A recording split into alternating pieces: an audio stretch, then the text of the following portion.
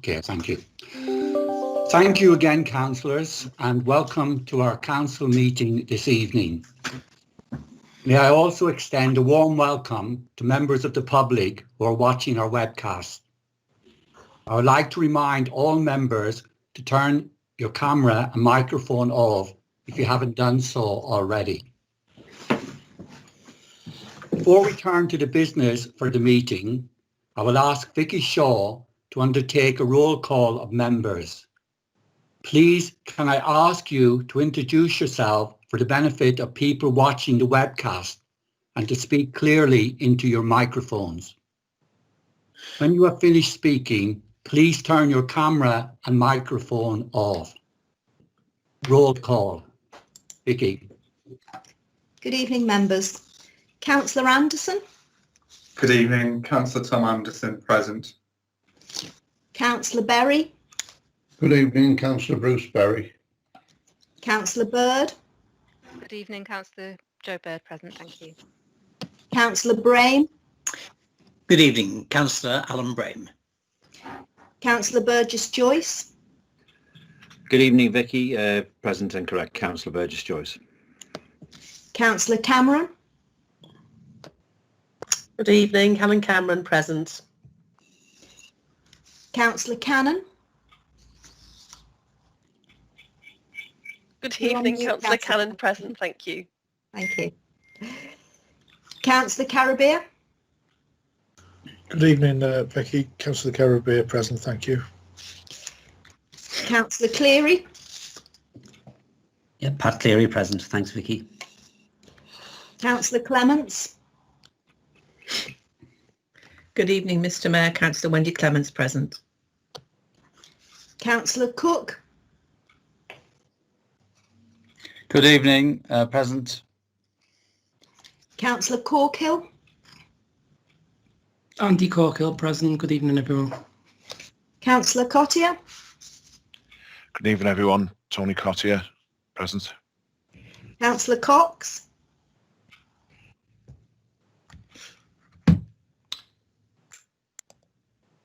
I'm present. I'm not sure when I don't know whether you can hear me. I'm not sure when there we are. Yeah, present. Hello. Thank you. Councillor George Davies. Councillor George Davies, thank you.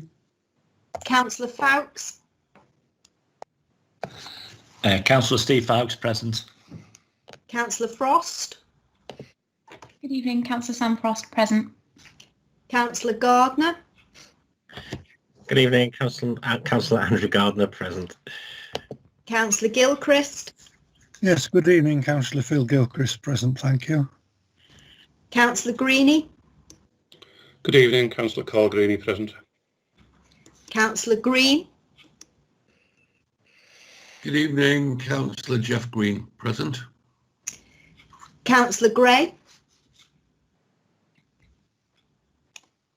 Councillor Gray present.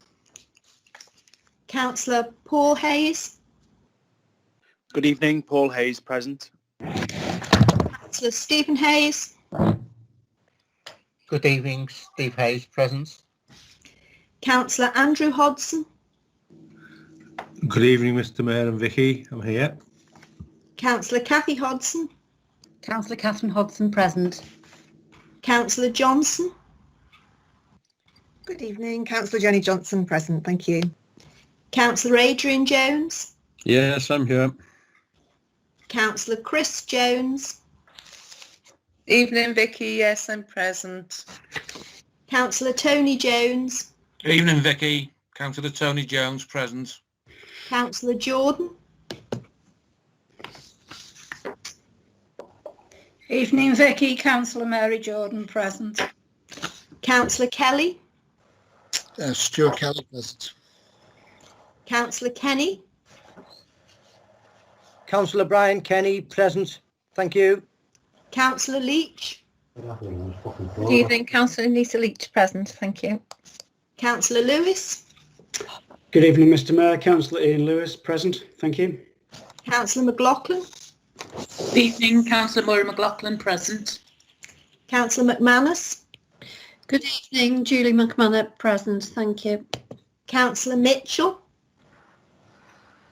Councillor Dave Mitchell, present. Councillor Muspratt. Aye. Councillor Muspratt here. Councillor Nolan.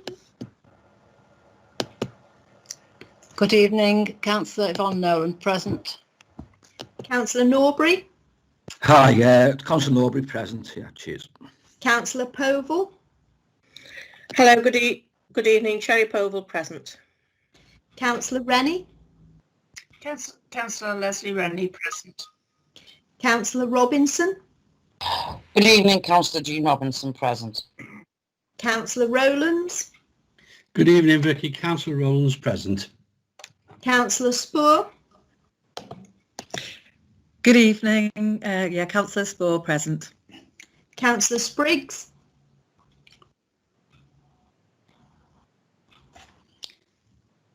Good evening. Yes, Councillor Christine Spriggs, present. Councillor Stapleton.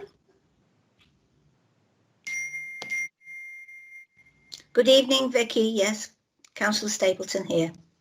I've tried turning the camera on, but it is on, Councillor. Is it? Okay, fine. Thank you. Councillor Stewart.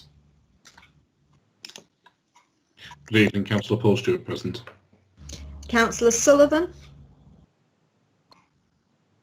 He's having difficulty trying to get on, Vicky. Okay, I shall come back to him at the end, see if he's managed to make contact with us. Councillor Walsh. Good evening, Councillor Walsh, present. Councillor Whittingham. Good evening, present. Councillor Irene Williams.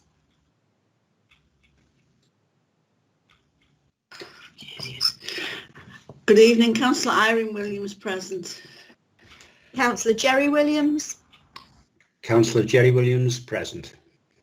Councillor Steve Williams. Councillor Steve Williams, present. Councillor Williamson. Councillor Williamson, present. Councillor Wood. Vicky, Councillor Wood's also having problems getting online.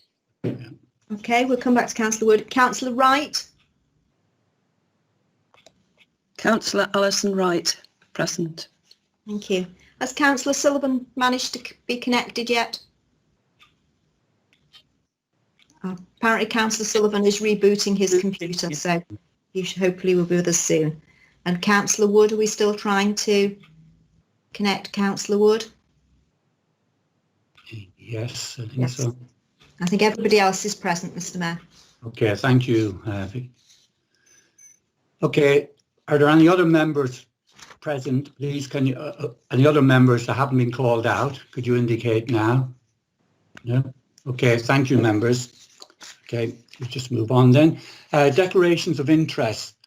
Members are asked to consider whether you have any disclosable pecuniary or any other relevant interest in connection with any matters to be determined at this meeting, and if so, to declare it and state the nature of such interest. Can I remind members that if you have a personal and prejudicial interest and need to leave the virtual meeting room, you're asked to hang up from this meeting, stay by your computer, and officers will call you back into the meeting at the conclusion of the item you had an interest in. I understand that a number of members have asked for advice in relation to motion 1, public sector pay freeze, as to whether they are able to participate. I'd now like to ask the Deputy Monitoring Officer to advise the meeting. Vicky. Thank you, Mr. Mayor. Before I do, I think Councillor Sullivan has just been able to join us. Oh, okay. Thank you. Yes. Members, under the Localism Act and the Members' Code of Conduct, it's provided... Sorry, Councillor Sullivan, did you want to say something? No? I'll carry on then.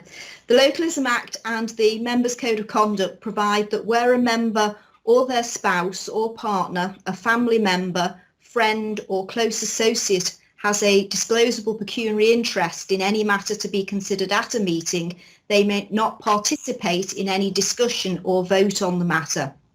It is a criminal offence for members to fail to register a disclosable pecuniary interest or to speak and or vote where they have a disclosable pecuniary interest, unless they've obtained a dispensation relieving the member from either or both of those restrictions.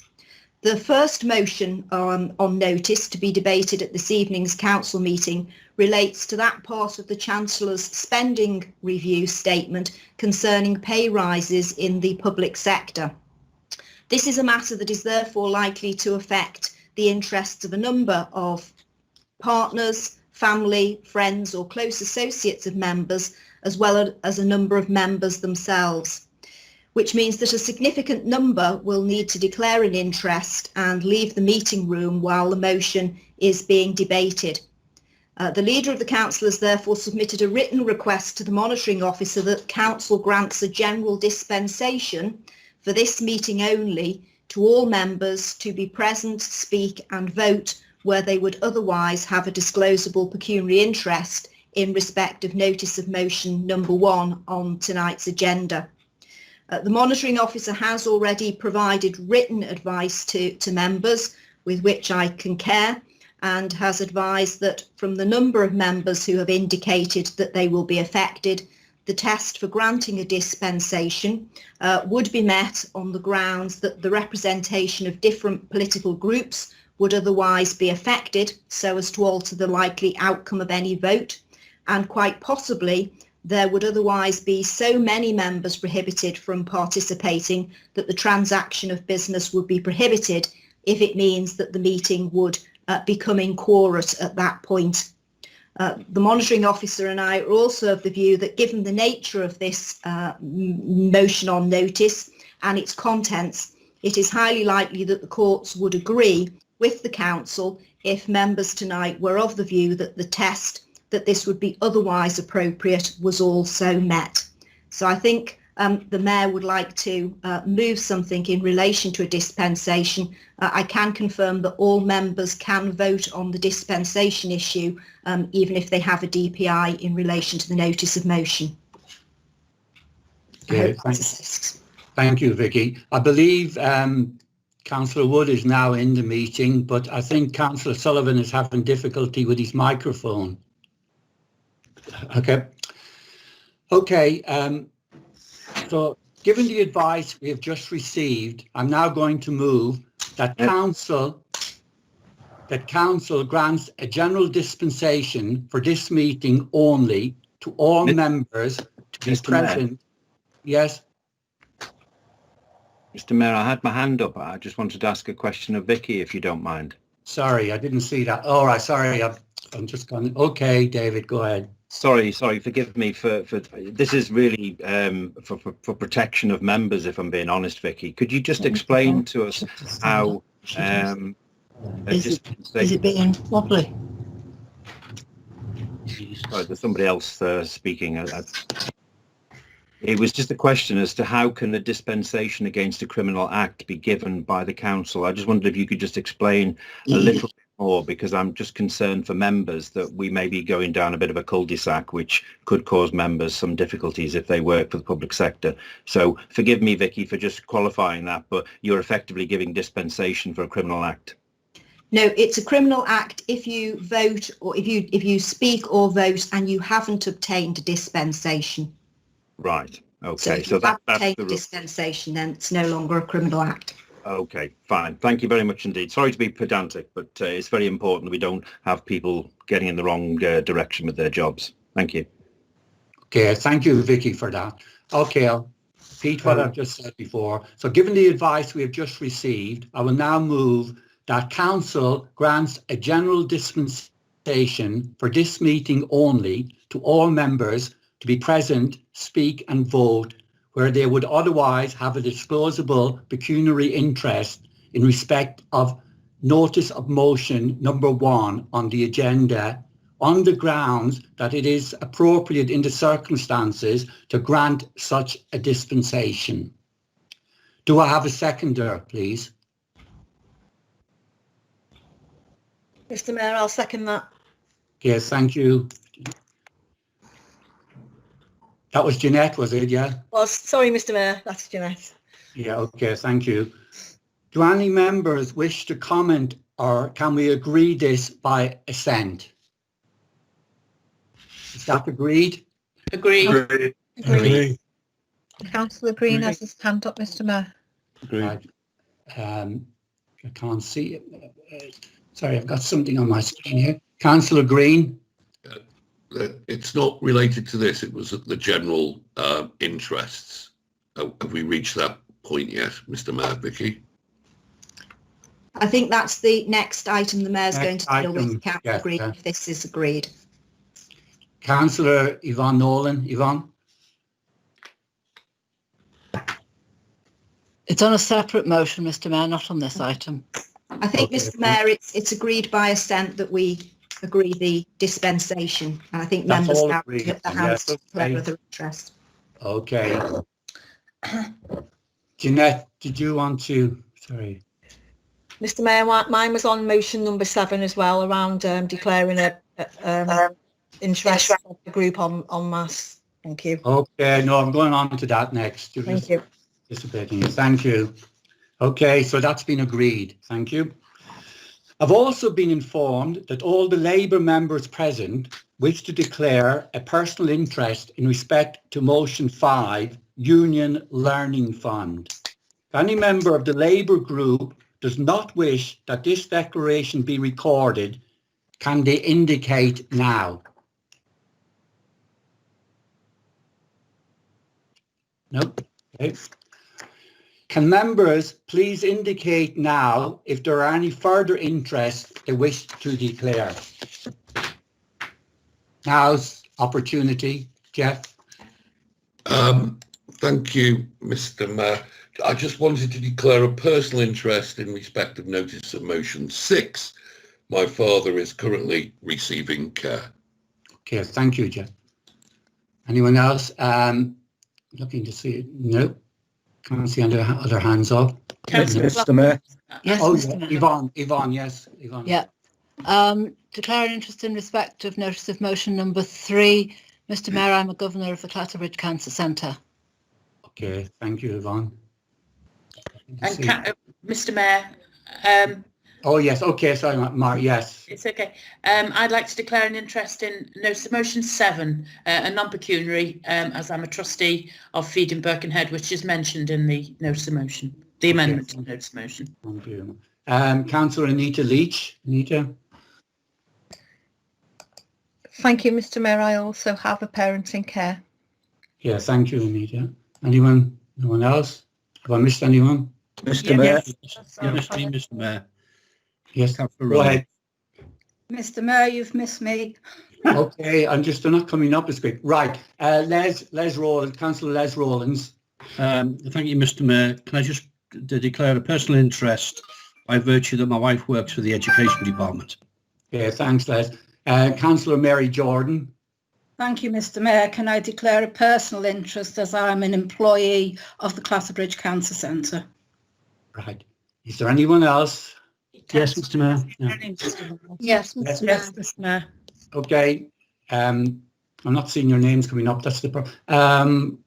Yes, go ahead. Go ahead, whoever. First one. Mr Mayor, would it help if I called out the names of the members who've got their hands up? So I It think would certainly help me. Yes, thank you. So I think there's Councillor Norbury.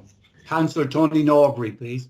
Thank you, Mr Mayor. I'd like to declare an interest in the, I'm a union learner rep, so I'd like to declare an interest in the union learning motion. Thank you.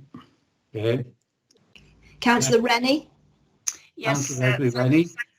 Thank you, Mr Mayor. Thank you. If I could declare an interest in the notice of motion in respect of the RSPCA fireworks campaign. It does give reference within the notice of motion to the fire service as a member of Merseyside Fire and Rescue, but it's a personal interest and I will be speaking and voting on it. Thank you, Mr Mayor. Can I ask councillors who already put their hands up, could they remove? Because it's a little bit of confusion. Yeah, please, if you've already spoken. Councillor Whittingham. Stuart Whittingham. Yep, thanks, Vicky. So in terms of the, can I ask two questions? First one's in terms of the dispensation we just passed. which is, do we still need to declare an interest even though we've had the dispensation? And B, if a notice of motion, if you're employed by an organisation, is that personal or pecuniary interest? I think if members can, we're taking it that a number of members have declared an interest, but if members wish to declare that they do have an interest, but the dispensation has now been granted to all members, and in relation to an organisation, could you just clarify your question again for me? Yeah, so if you're employed by someone or you're on a board, is that personal or pecuniary interest if a notice of motion is discussed in that organisation? Well, if there's a potential interest for the organisation, a financial interest for the organisation, then it would be a personal but potentially prejudicial interest for a member. Does that answer your question? Yeah, thanks, Vicky. So I'd like to declare a prejudicial but dispensed interest in terms of agenda item 7, notice of motion number 1. Okay, thank you. Councillor Lewis. Ian. Yeah, thank you, Mr. Mayor. Sorry, I couldn't connect the camera in time then. I'd like to disclose, or declare, sorry, a personal interest in item 6, in that I'm a public member of the Clatterbridge Cancer Centre. Thank you. Yes, thank you. Councillor McManus.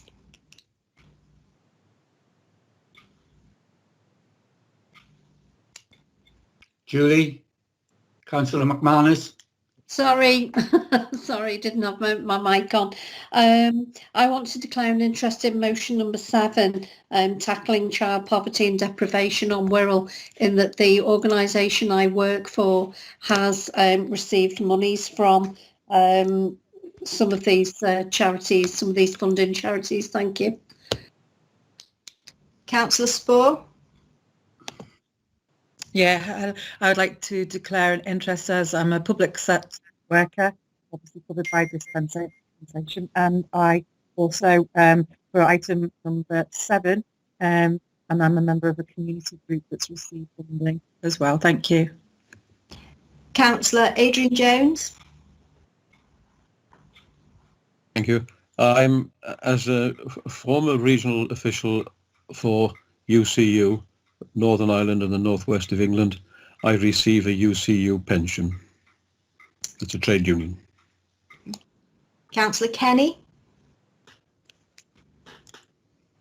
Yes, thank you. To declare what I believe is a personal interest in motion number 2, as I am the Vice Chair of the Merseyside Fire and Rescue Authority. Thank you. Are there any other members who we haven't called who wish to declare an interest? Yes, Chair, me, Yes. Councillor Foulkes. Councillor Foulkes. Yes, Chair. I'm declaring a personal interest in the fact that the Housing Committee minutes are on the agenda. It's so remote that I believe it is a personal interest, and I'm a board director of Magenta Living. Councillor Muspratt. Yeah, sorry, I thought we didn't have to declare on number 1, but people seem to have done so. For the record, declaring an interest as a member of my household is a serving officer in Merseyside Police. Councillor Stapleton. Thank you. Yes, number 2, I'm a member of the Merseyside Fire and Rescue Authority, and on number 5, I receive a unison pension. Thank you. Councillor Stewart, was it? Okay, thank you, Vicky. Yeah, so mine's on a public sector pay freeze, a dispensed interest by virtue of my employment.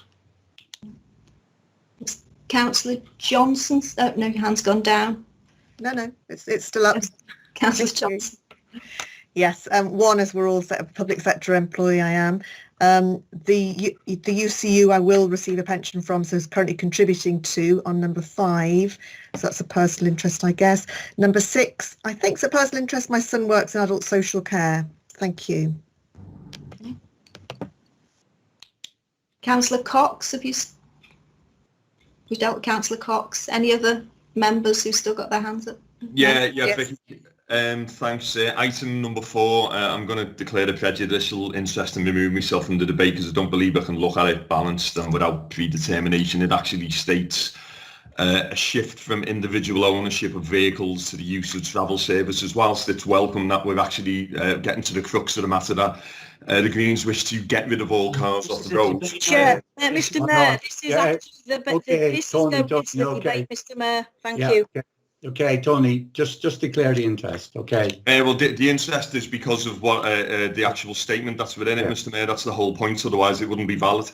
It actually says a shift from individual ownership of vehicles. Progress, please, Mr Mayor. So the interest is by virtue of my employment that it would directly alter this particular motion, the demand within the area in which I'm employed. Okay, thank you.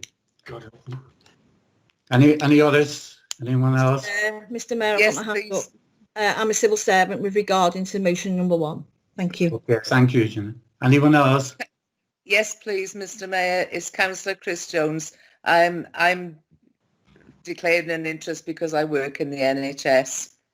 Okay, thanks, Chris. Is that everyone? No, Mr Mayor, there's also myself, Councillor Christine Spriggs. I need to declare that my husband works in education. Thank you. Okay, thanks, Chris. Anyone else left? Yes, Mr Mayor, Councillor Tony Jones. Declare a interest as I'm in receipt of a Merseyside Pension Fund pension. Thank you, Mr Mayor. Mr Mayor, declare an interest as I'm in receipt of Merseyside pensions and also volunteer for Wirral Community Trust. Cheers. Yeah, thanks, Tony. Have we got any more? No? That's it, okay? Yes? Okay, thanks everyone. Sorry, Mr Mayor, because another member declared an interest because they're in work in education, I suppose I had better as well. Thank you. Councillor Chris Cooke. All right, Chris. Is that everyone now? No, thank you, Mr Mayor. Councillor Nolan, I'm in receipt of a local authority pension. Yeah, thanks. Anyone else? Councillor Alison Wright, my husband receives a Merseyside police pension. Thank you. Okay. If you've already put your hand up, can you cancel those legacy hands, please? Anyone? You still got your hand up? I'm trying to raise my hand, Mr Mayor. Can you hear me? I can now, yes. Mike Sullivan. Oh, go ahead, Mike. Thank you, Mr Mayor. I'm sorry about getting in late, but I had IT problems. No, that's fine. My eldest daughter's in, I declare an interest. My eldest daughter's in, works for the NHS, and I've got a daughter who is a teacher as well. Okay, thank you. Thanks, Mr Mayor. No one else. Yes, Mr Mayor, Leslie Rennie, if you wouldn't mind. Okay, Leslie. Yeah, sorry, Mr Mayor should have said earlier on, my husband also is in receipt of a police pen. Okay, thanks, Leslie. Mr Mayor. Right, Steve Hayes, Steve Williams still to come. Yeah, Steve. Yeah, I just want to declare an interest in motion number 1. I have relatives who work in the public sector.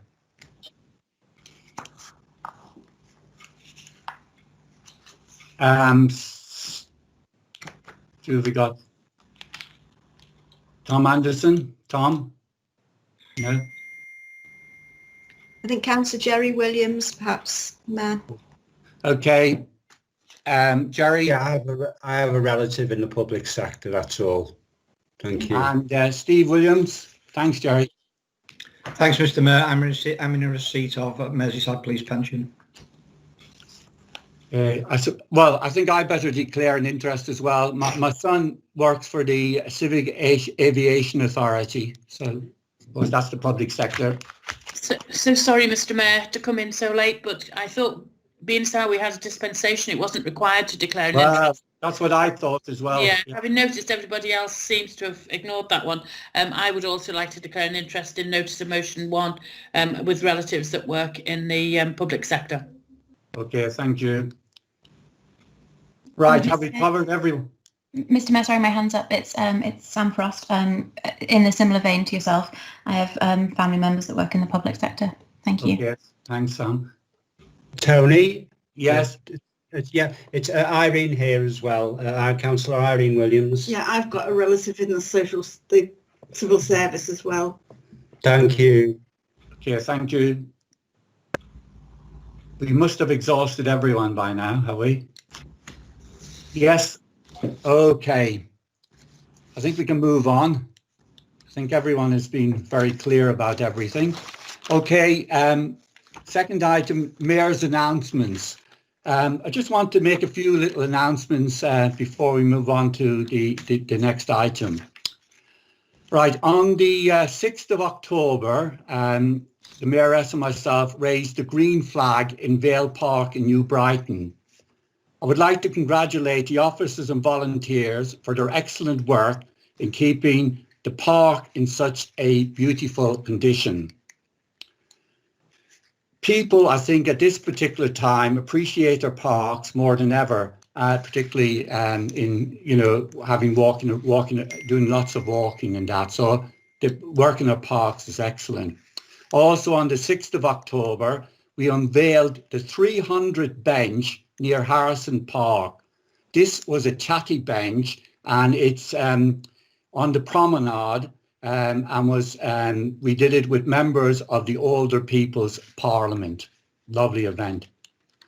On the 17th of December and on the 11th of December, and the 17th of December, we will raise green flags in Frankby Cemetery and Playbrick Hill Cemetery. Again, congratulations to officers and volunteers.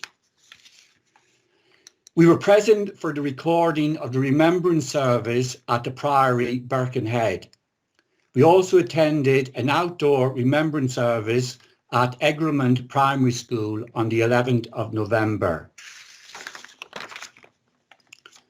On Sunday, we were present at the outdoor service to honour the bravery of the Corkhill heroes on the promenade at Woodside Business Park. I would like to also congratulate the community groups for their outstanding Christmas lights throughout the world. Large numbers of volunteers maintain flowers and plants in all our areas with support from local businesses. So big congratulations to them all. Mayoress and myself have kept in touch with residents, groups and organisations throughout lockdown by sending cards and writing letters.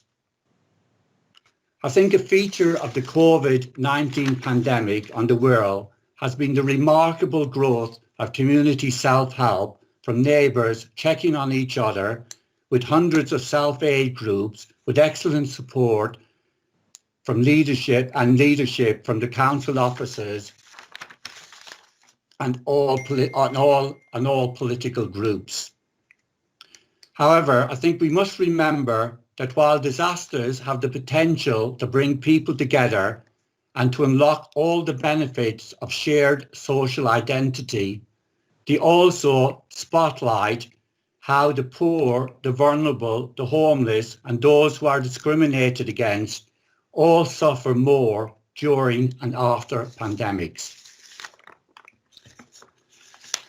I'll now move on to apologies. I've got two apologies, Councillor Sharon Jones and Councillor Tom Usher. I think that's just two. I don't think we got any others. Mr. Mayor, Councillor Mike Collins can't make it this evening. Oh, all right, thank you. Thank you. Okay. Okay, I'll be adhering strictly to the time limits during this meeting, so please do not ask for more time, as I would have to refuse you. I do intend to take a formal comfort break this evening, and I'll propose a 10-minute adjournment at an appropriate point during the course of the meeting between 7:30 p.m. and 8 p.m. Finally, in order to assist councillors this evening, a supplementary agenda pack has been published, and I would ask councillors to refer to that pack during consideration of any amendments to motions to be discussed.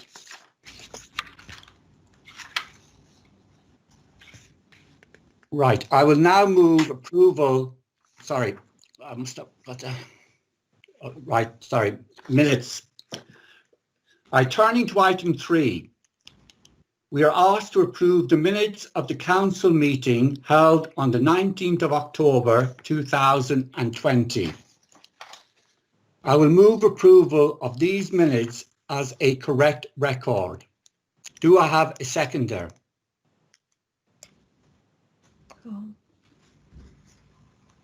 Do I have a seconder? Seconded, Mr. Mayor. Okay, thanks. Okay, I will take this vote by assent. Mr. Mayor. Yep. Sorry, I do have my hand up. Right.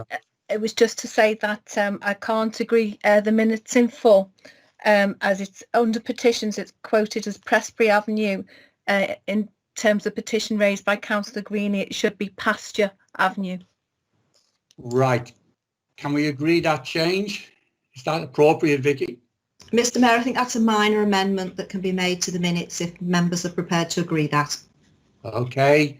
With that amendment, are members in agreement, or will I take this vote by assent? Yes. Yes. Agree. So if any member is not in agreement, can you please say so now or indicate in the chat facility? Anita's already done that. Thank you. Okay, so those are agreed. Right, public and member questions. No public questions have been received in advance of the meeting. Okay, so we'll move on from that. Statements. Understand no requests to make a statement have been made. So again, we will move on from that. Petitions. Are there any petitions which councillors wish to present to the council in according to Standing Order 11.2? A person presenting a petition may speak for up to 1 minute. No, no petitions. Okay, thank you. Okay, we're moving now on to members' questions.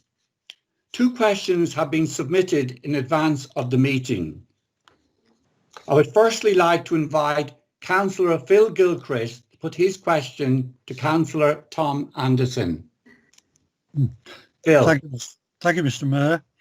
At the meeting of the Tourism, Communities, Culture and Leisure Committee held on 23rd November, all members were anxious that the consultation over the library strategy and new library model would be much better than that which led to the Charterist report a decade ago.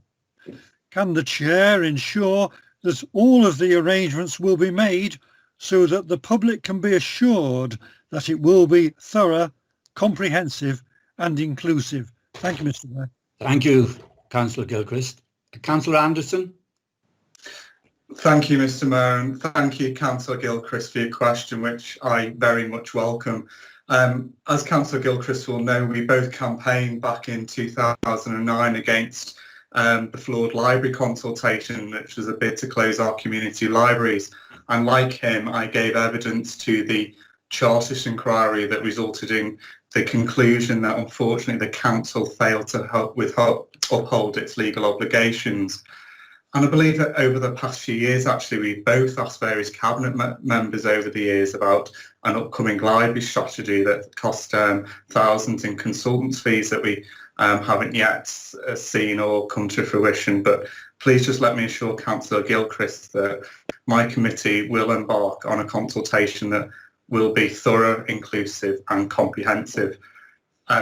The proposals are at a formative stage, but already I've asked officers that are friends of our library groups are included at every part of the stages.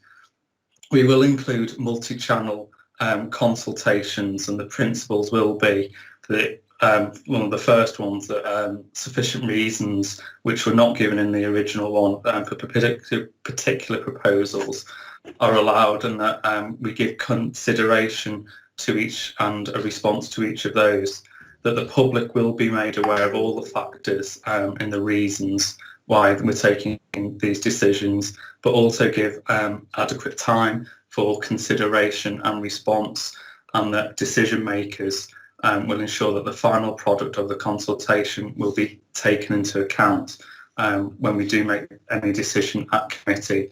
And, you know, I recognise that not all of our communities and stakeholder groups have access to information in a digital format, so to speak.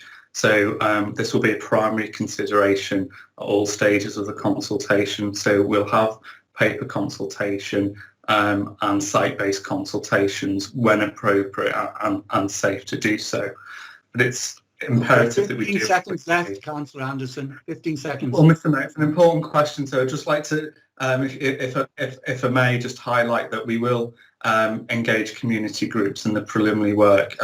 Friends organisations, I've already asked that our friends groups be requested, and the Friends of the Libraries that will be reconvened as soon as practical. Yeah, might not, Tom, please. Yeah, well, just Mr. Mayor, just 20 seconds. And Councillor Gilchrist will be aware that the Policy and Resources Committee have added to their work programme about how the authority does consultation, and as a member, you know, he can compete to that.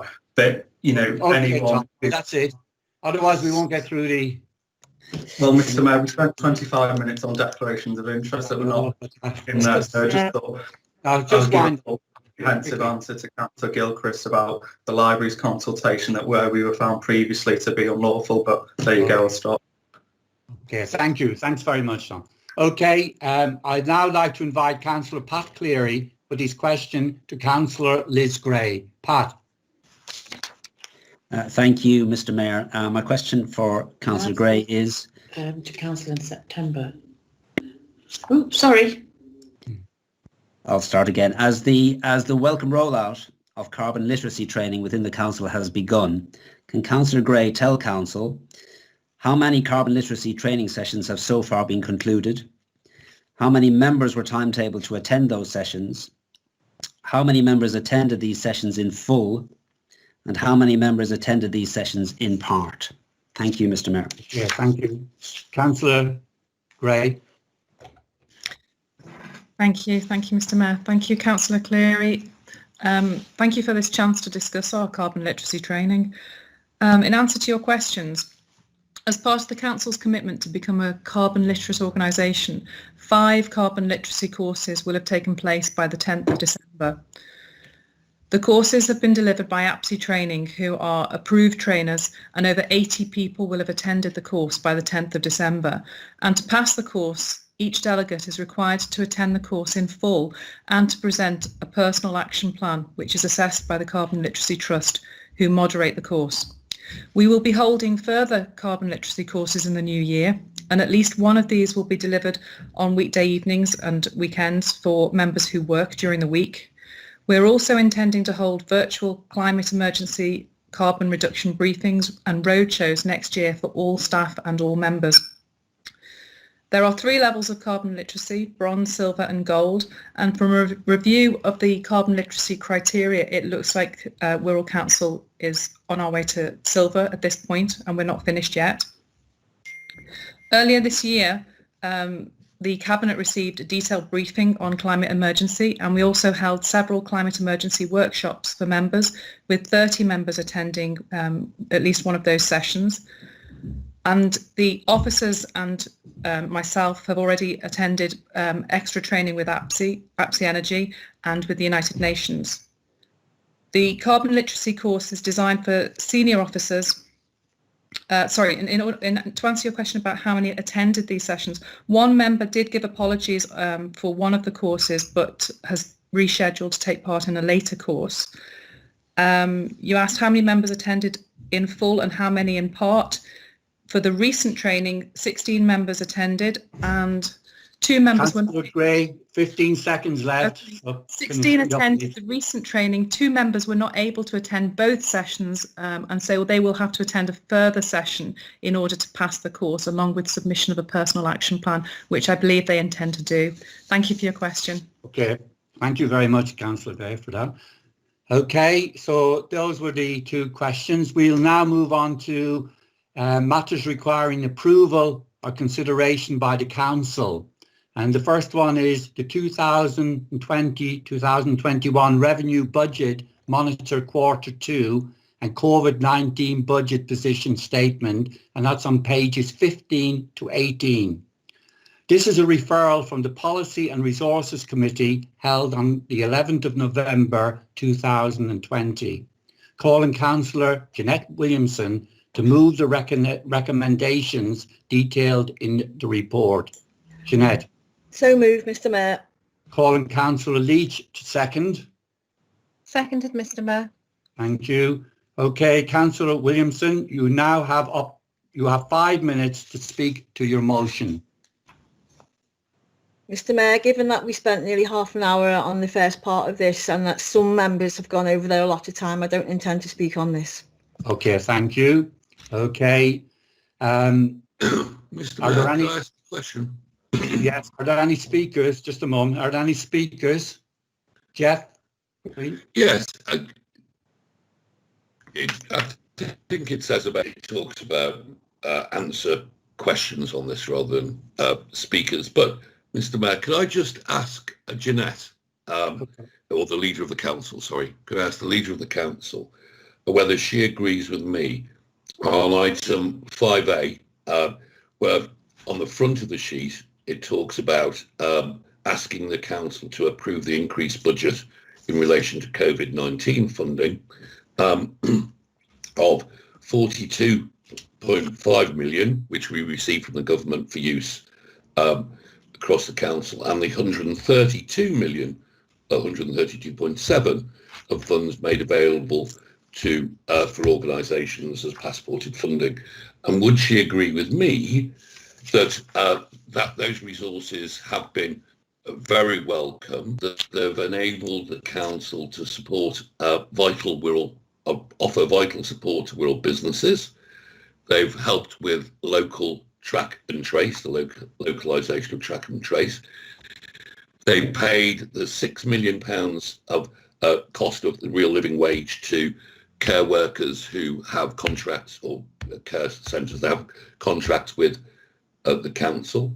It supported the free school meals over the Christmas holiday and going forward. And of course, the excellent news, and congratulations to everyone involved for setting up the walk-in community testing that started today at the 5 hubs, where you don't need to, well, no one should be going in if they've got COVID symptoms, but certainly in terms of walking in, if you're just concerned that you might have caught it but not showing the symptoms yet, which is fantastic news.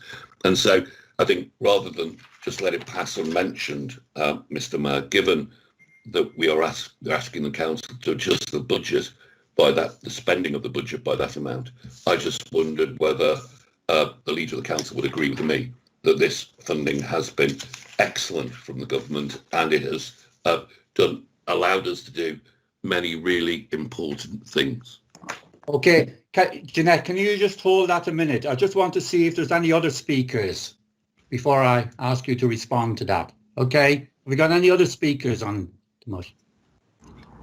No? Okay, Jeanette, can you respond to Councillor Green?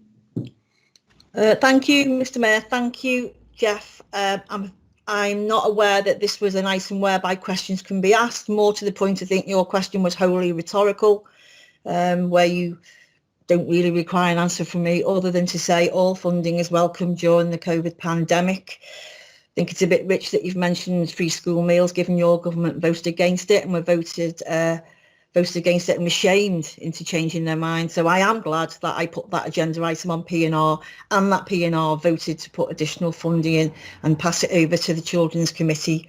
I think that probably addresses Councillor Green's comments, Mr Mayor.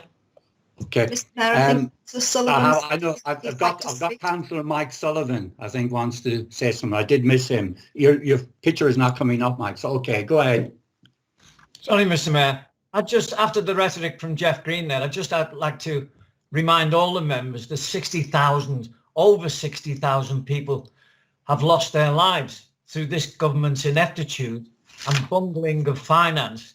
I hope we can get time to discuss why this government has spent our money, 12.5 billion on contact tracing, and 10 billion of that was overspend. So I think, Jeff, you're a bit rich there coming on with your platitudes to the government. I agree with Jeanette.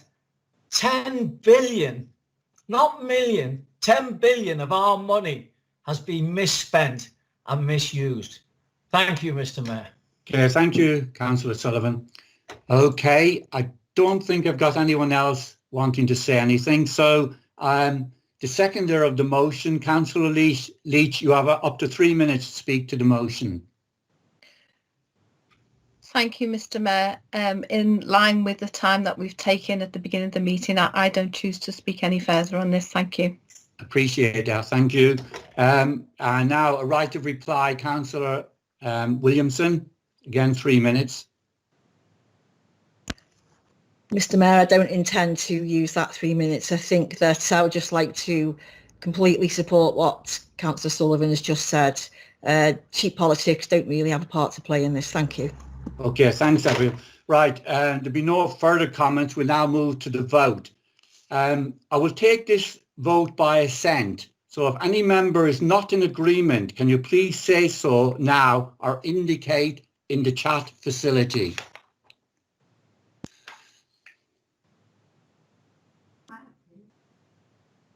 Okay, that is agreed. Okay, thank you. Right, we move on to Capital Monitoring Quarter 2, 2020-21, and that's on pages 19 to 20.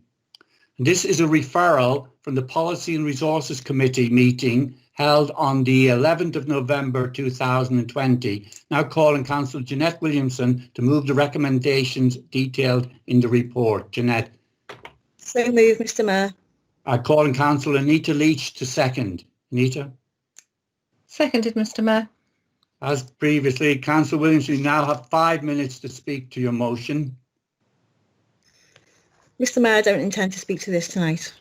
Okay, so I'm not aware of any amendments, so I will now move to the debate. Are there any speakers? No. No. Okay.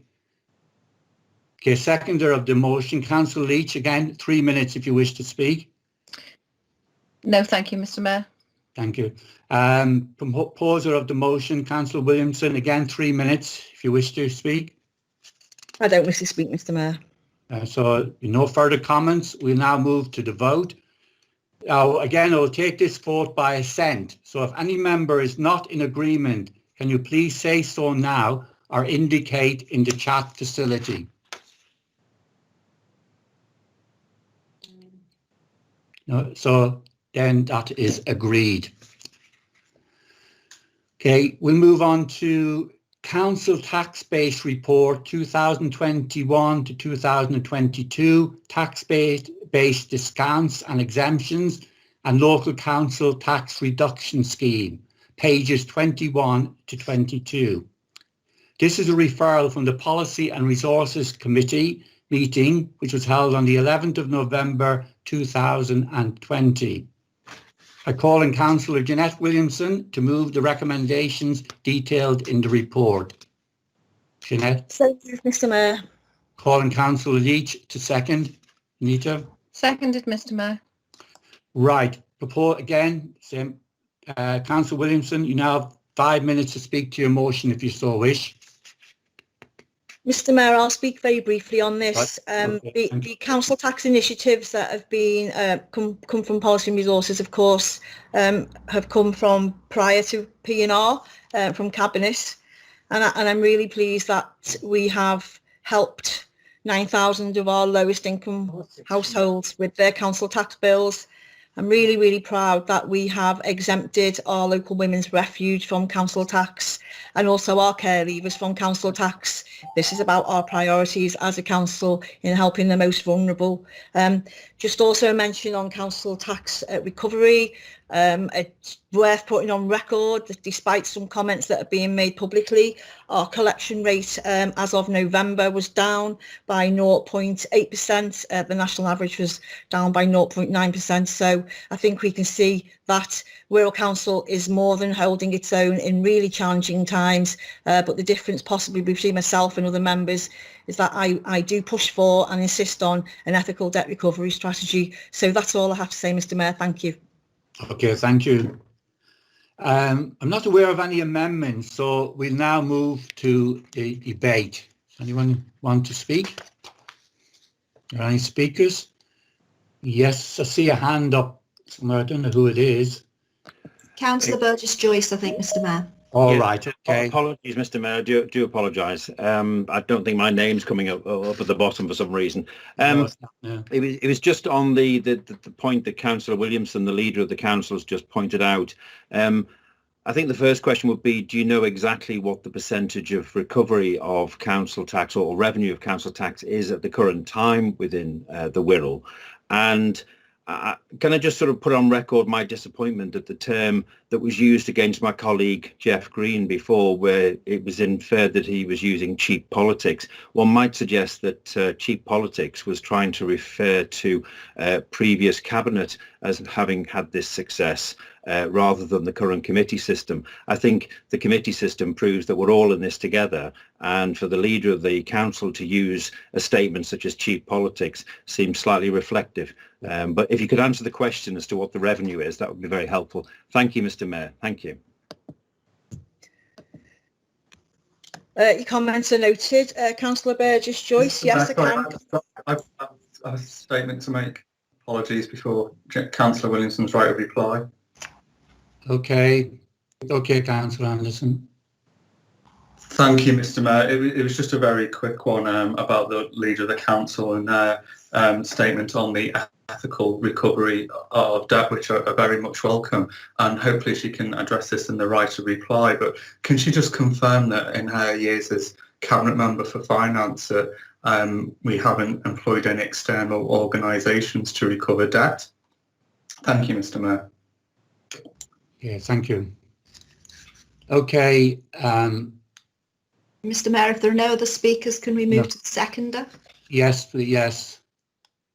Did you want to respond? Mr. Mayor, Mr. Mayor, I'm going to second that, please. Okay, I'll move on to the seconder then. Okay, Councillor Leech, you now have up to 3 minutes to speak to the motion. Okay, I think the report and what Jeanette, the leader of the council, has just covered, I've got nothing further to add. Thank you, Mr. Mayor. Thank you very much. Okay. Again, Councillor Williamson, you now have up to 3 minutes to address the council. Thank you, Mr. Mayor. As I was started to say earlier, Councillor Burgess-Joyce's comments are noted around cheap politics. Of course, the statement by Councillor Anderson descended very much to that level, I thought, earlier. I'm merely trying to say that some of the great initiatives we have predate the committee system, and I think that's something we can all be proud of, actually. With regard to the debt recovery, I can get that information for you, Councillor Anderson. Of course, every council uses debt recovery agencies. My aspiration for us as a council is that we review how we pursue debt and we ensure that where possible, well, whenever possible, that we are fair and we are ethical, and that's something we should have and will have as a priority for this council. Thank you. Thank you, Councillor Williamson. Okay, there'll be no further comments. We will now move... Mr. Mayor, sorry, I do apologise, Mr. Mayor. I did ask a specific question about the percentage of receipts. I apologise, Mr. Mayor. I do have that information. I did write it down. I apologise, Councillor. It's not question. Sorry, it's not question. So no, I think Councillor Williamson is done what she's asked to do. Okay, thank you. Okay, we now move to the vote. I will take this vote by assent. If any member is not in agreement, can you please say so now or indicate in the chat facility?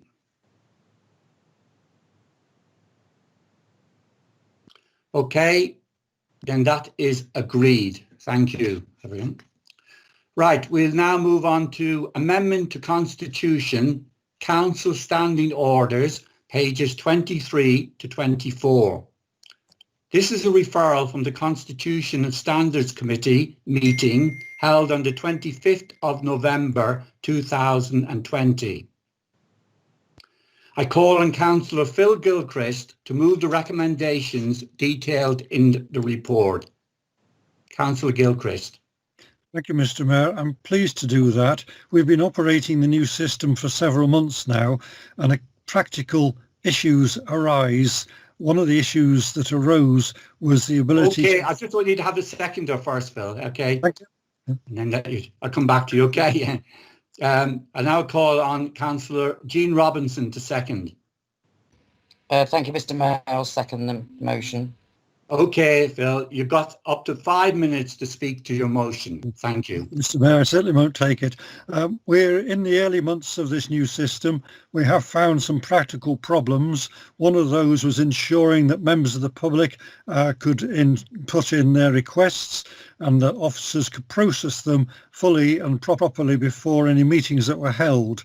It was found that there were some difficulties in actually achieving this, and to make sure that we all know where we're working from, it was thought best to align the dates for submission of questions and petitions so that chairs could be notified, so that councillors could be prepared, and so that the public would rightfully get their questions or and matters raised. And so the committee have looked at this particularly and have other matters on our work programme. But I'm recommending to council that we make the proposal that's on page 23, and during the debate at committee, Councillor Steve Williams asked, and we moved an amendment which was accepted, that's on page 24, that we would make sure that this change was made known to the members of the public. Thank you, Mr. Mayor. Thank you, Councillor Gilchrist. Okay, I'm not aware of any amendments, so we'll move to the debate. Are there any speakers? No. Okay.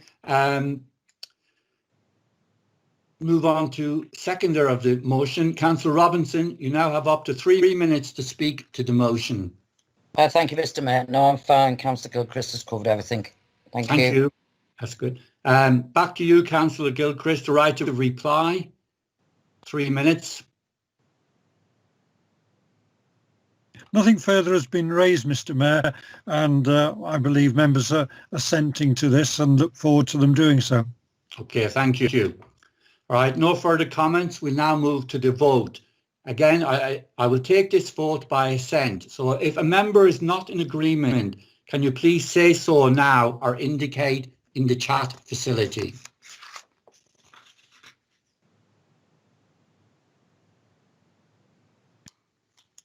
Okay, that's agreed then. Thank you, everyone. Okay, just looking at the time. Right. Okay, we're going to move on to reports and recommendations from council committees for consideration. Decisions taken since the last council meeting.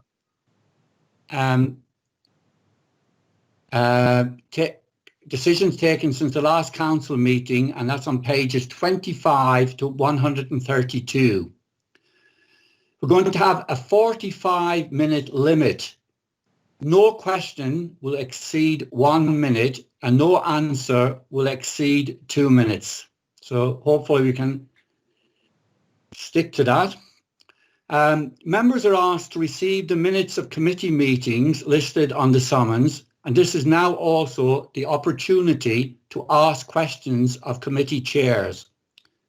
I will read through the committee meetings listed in the order as they are on the summons, pausing as I go to see if any member wishes to ask the committee chair a question. I would ask members that if they do have a question, they make reference to the minute number that their question relates to. Now, it is only 45 minutes, and I think we've got 13 committees reporting. So I'm going to try to be fair about this, and if there's a question for each committee, then we'll try and get that in. If not, then if there's a number of questions for one particular committee, we'll take that if we're within the 45 minutes. Okay, so I'll start with policy and resources. could someone help me with this? Write down the names if they go up, they want to ask questions, please. So policy and resources. Have you got any questions? And can you indicate by putting your hand up, okay?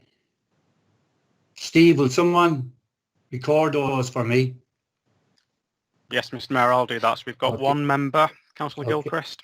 Okay, thank you. We move on to adult social care and public health. Have we got any questions? Nope. Children, young people and the Education Committee. Any questions?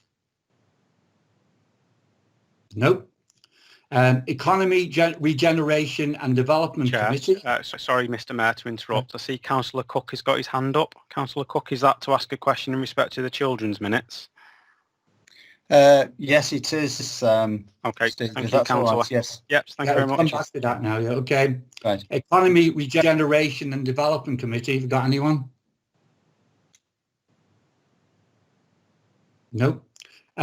Environment, Climate, Emergency and Transport Committee. See Councillor Lewis has got his hand up. Okay, thank you. No one else? No. Housing Committee. Nope. Councillor Lewis, can I just check that's a question for Housing Committee? It's a question for Environment and a question for Housing, please. Thank you very much. Okay, thank you. Tourism, Communities, Culture and Leisure Committee. Nope. Thank you, Councillor Whittingham. Okay, thank you.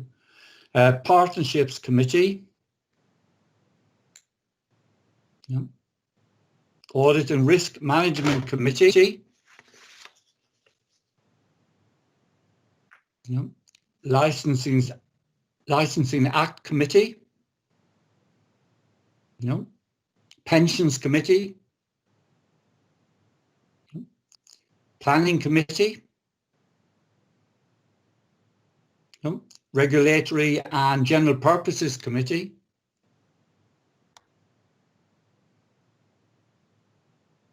Is that no one?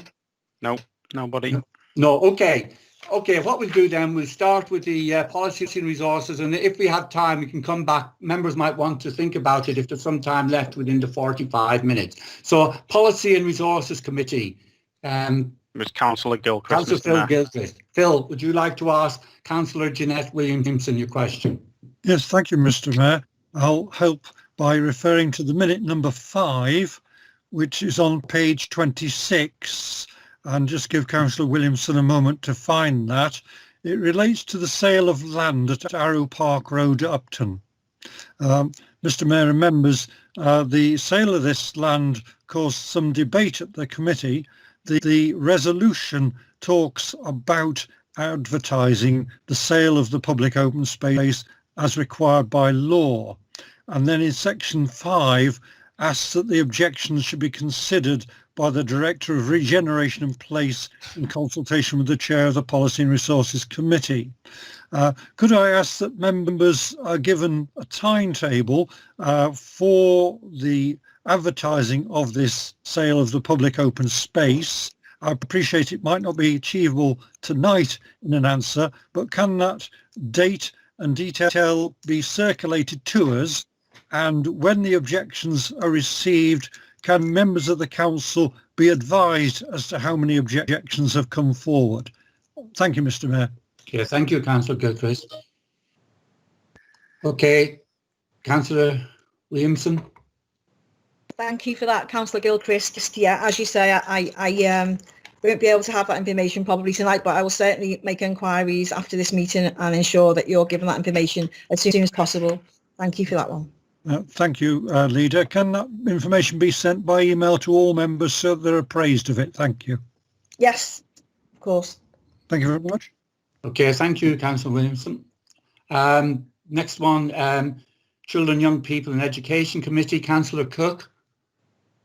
Sorry, Mr. Mayor, Steve, I have my hand up. Oh, sorry, we didn't get you again. Sorry, Councillor Robinson. Is it a question in respect to Policy and Resources Committee? It's an answer to Councillor Gilchrist's question. I have the information. I think, Mr. Mayor, it's questions to Councillor Williamson as chair. It's the chair of the committee, Councillor Robinson. Sorry, I've got the notifications on there. Okay, sorry, thank you. Okay, Councillor Cooke on education. Thank you, Mr. Mayor. Unfortunately, I'm not able to cite a paragraph number in the minutes because it wasn't referred to in the minutes, but I have advised the chair of the committee, Councillor Clements, that I'll be asking this question to give her a chance to prepare. Is that okay? Yeah. So I'd like to thank the chair of the Children's Committee for confirming earlier that the final report on the findings of the working group on healthy weight was approved back in March. Councillors on the working group, including myself, as well as officers involved, committed a lot of time to the 3 workshops, as well as preparing for them at the end of last year. In addition, a total of 87 delegates attended the workshops across 53 organisations. It will be a terrible waste of time, of effort and resources, therefore, if 9 months on from the publication of the report, no definite steps have yet been taken on the recommendations of this report on healthy weight. Could the chair confirm, therefore, what recent progress the council has made in the light of the report to tackle the acute problem of obesity among Wirral's children? Thank you. Thank you, Councillor. Councillor Wendy Clements. Wendy. Thank you, Mr. Mayor, and thank you to Councillor Cooke for advance notice around his question. As you know, Chris, the Scrutiny Committee did accept the recommendations of the Healthy Weight workshops at its last meeting in March. And I'm sure you'll agree with me too that there have been other things that have taken precedence for both members and officers over these months. But I can assure you the work hasn't been lost. It does remain on the committee's work programme, which is actually minute 9. And many of the recommendations that were made are actually cross-cutting. School street scheme, healthy high streets programme, matters around business rates, and we all accepted at the time that these are out with the remit of the Children and Young People and Education Committee. So I thank you for bringing this important matter back up to the fore again. Hopefully, as we've all been in lockdown, a lot more people have been out walking, but there is definitely more to do, and I totally agree with you on that. Thank you. Thank you, Councillor Clement. Thank you. Right. Our next question is the Economy Regeneration Development Committee. Councillor Ian Lewis. Ian? No, Mr. Mayor, sorry, I think I was to the Environment Committee. Oh, the Environment, sorry. Environment, sorry, picked the wrong one. Yeah, okay, Ian. Environment, Climate, Emergency and Transport Committee. Okay, thanks, Mr. Moira is on the screen. Has Moira got a comment for the... I'm a bit confused, Mr. Mayor. Sorry. Oh, sorry. Okay. Thanks, Mr. Mayor. Like Councillor Cooke, I don't have a specific minute to refer to, and obviously if the chair of the Environment Committee wishes not to answer or to send me a private answer, that's perfectly acceptable. But certainly, Mr. Mayor, I'd like to offer or ask the chair of the Environment Committee if she would accept my apology as leader of the Conservative group for the rude, discourteous behaviour of a member of the Conservative group shown at the last meeting of her committee and the disrespect shown to the office of chair. If, in consolation, Mr. Mayor, I could offer that, as we've seen tonight, he's not only like that with her, but with everybody. Thank you, Mr. Mayor. Thank you, Ian. Thank you. Okay, Ian, I think Councillor Lewis, Housing Committee, question from Councillor Ian Lewis. Ian? Yeah, sorry, Mr. Mayor, was that an answer from the chair of the Environment Committee? Sorry. Oh, sorry. Okay, no. Councillor Liz Gray, apologies. Councillor Liz Gray. Thank you, Mr. Mayor, and thank you, Councillor Lewis, for that apology. Apology accepted, and I think everybody appreciates and understands what you're saying. Thank you. Okay. Okay. We move on to the Housing Committee then. Councillor Ian Lewis. Ian. Thank you, Mr. Mayor. Me again, and again it doesn't relate to a particular minute on the agenda, but I have given notice on this occasion to the chair of the committee, Councillor McManus. Could I have the chair's commitment that we as a council will respond to the consultation by the Ministry of Housing asking for tougher safety measures for tenants in social housing who require better smoke detection and carbon monoxide detection measures. The consultation closes on the 11th of January, hence the reason for the question tonight, Mr. Mayor. And on a wider issue, could I also ask that future consultations are brought to the committee's agenda as and when she sees fit, please? Thank you. Councillor McManus. Thank you, Mr. Mayor, and thank you, Councillor Lewis, for your question and alerting me to it earlier today. Yes, I'm happy to confirm that officers and members alike welcome any improved safety measures for residents to be protected from fire or carbon monoxide poisoning, so completely agree with you. Officers will be considering their full response to questions on those specific issues within the consultation and with relevant internal teams. Thank you. Okay, thank you, Councillor McManus. Tourism, Communities, Culture and Leisure Committee, and it's a question from Councillor Stuart Whittingham. Thank you, Mr. Mayor. It's in response to a question in regard to number 9 on the minutes and the work programme. Given the success in recent years of Wirral's cultural programme, in particular when we were Borough of Culture, when we had a host of events across the borough, Tour Britain, the food festival, just name a few, River of Light, and what have you. My question to the chair is, what are his plans to lead the committee to build on that success?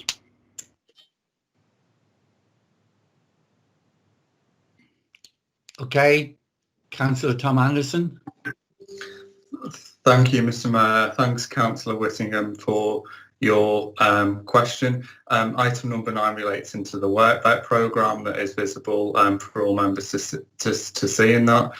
We are going through a budgetary process at the moment that will define what work programme we can do in future, and if Councillor Whittingham wants to come to the meeting, he's welcome as a member to see those discussions, and I'm always open to any suggestions. As what was going to say earlier on, the library consultation, that any member can come to me if they wish to raise any issue, and it will be addressed by the committee. Thanks, Mr. Mayor. Okay, thanks. Thank you, Councillor Anderson. Okay, we haven't got any other questions, no further questions. So thank you to all the chairs for responding to those questions. And we will now move to the next agenda item. Okay, and that's officer decisions, pages 133 to 134. Now, members, we are asked to note an officer key decision notice taken by the Director of Neighbourhood Services on the 24th of November 2020 in respect of the COVID Winter Grant Scheme. I'm happy to move that we note the decision. Do I have a seconder? Seconded, Mr. Mayor. Thank you, Jeanette. So unless any member wishes to comment, can I suggest that we agree to note this by assent? If any member is not in agreement, can you please say so now or indicate in the chat facility? Agreed. That's agreed. Okay, thank you. Move on to joint arrangements and external organisations. So no reports or questions have been received in advance of the meeting.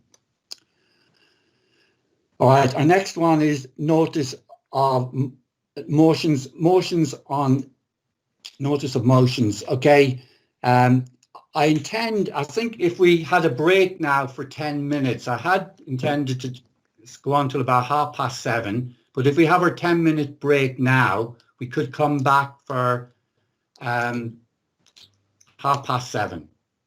Is that agreed? Agreed. Agreed. Yeah. So agreed, see Mr. everyone Mayor. back Thank you. at Agreed. 7:30.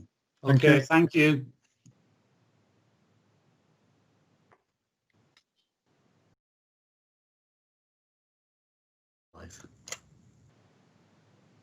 Okay, welcome back, councillors, and we're now moving on to item 7, which is notice of motions. So motion 1 is public sector pay freeze. I now invite councillors Paul Stewart and Jean Robinson to move and second the motion at page 135 of the summons. Councillor Stewart. Thank you, Mr. Mayor. So moved. Councillor Robinson, second. Thank you, Mr. Mayor. So seconded. Thank you. Okay, Councillor Stewart, as the proposer of the motion, you now have up to 5 minutes to speak to your motion. Thanks, Paul. Okay, thank you, Mr. Mayor. Mr. Mayor, in the spending review, Mr. Sunak said that pay rises in the public sector were being paused.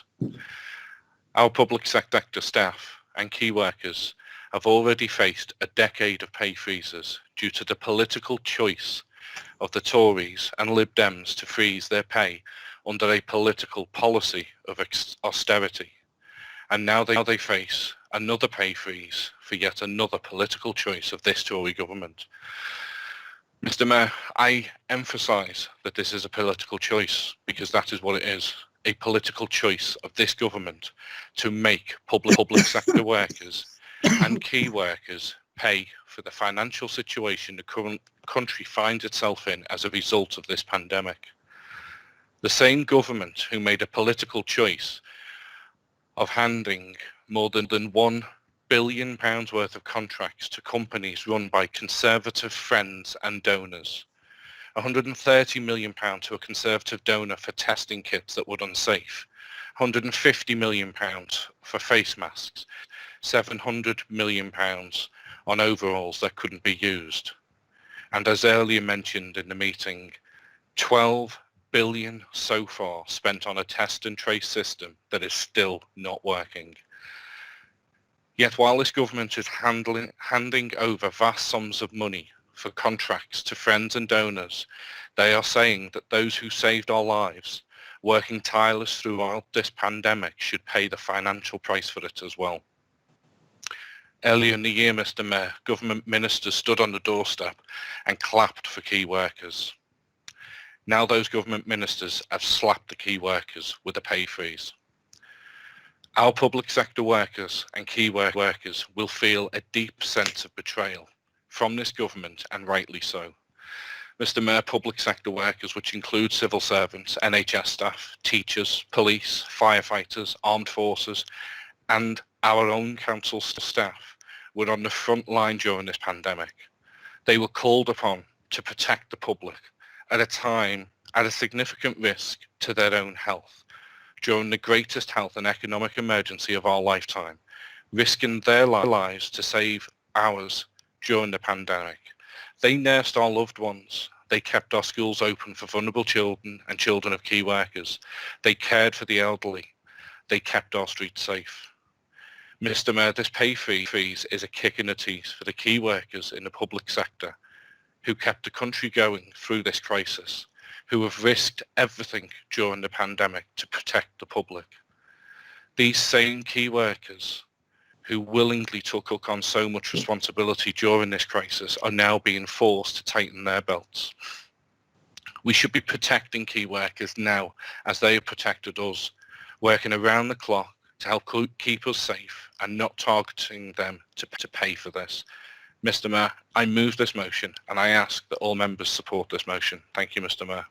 Thank you, Councillor Stewart, and thank you for keeping within the time limit as well. Thank you. Well said, Stewart. Sorry. So I'm aware of one amendment in respect to this motion and refer councillors to the supplementary agenda pact. Right. I would like to, first of all, remind councillors that following the adoption of the new constitution and consideration by the Standards and Constitution Committee section 15(6)(b) of the constitution takes us back to the model where only one amendment may be moved and discussed at any one time.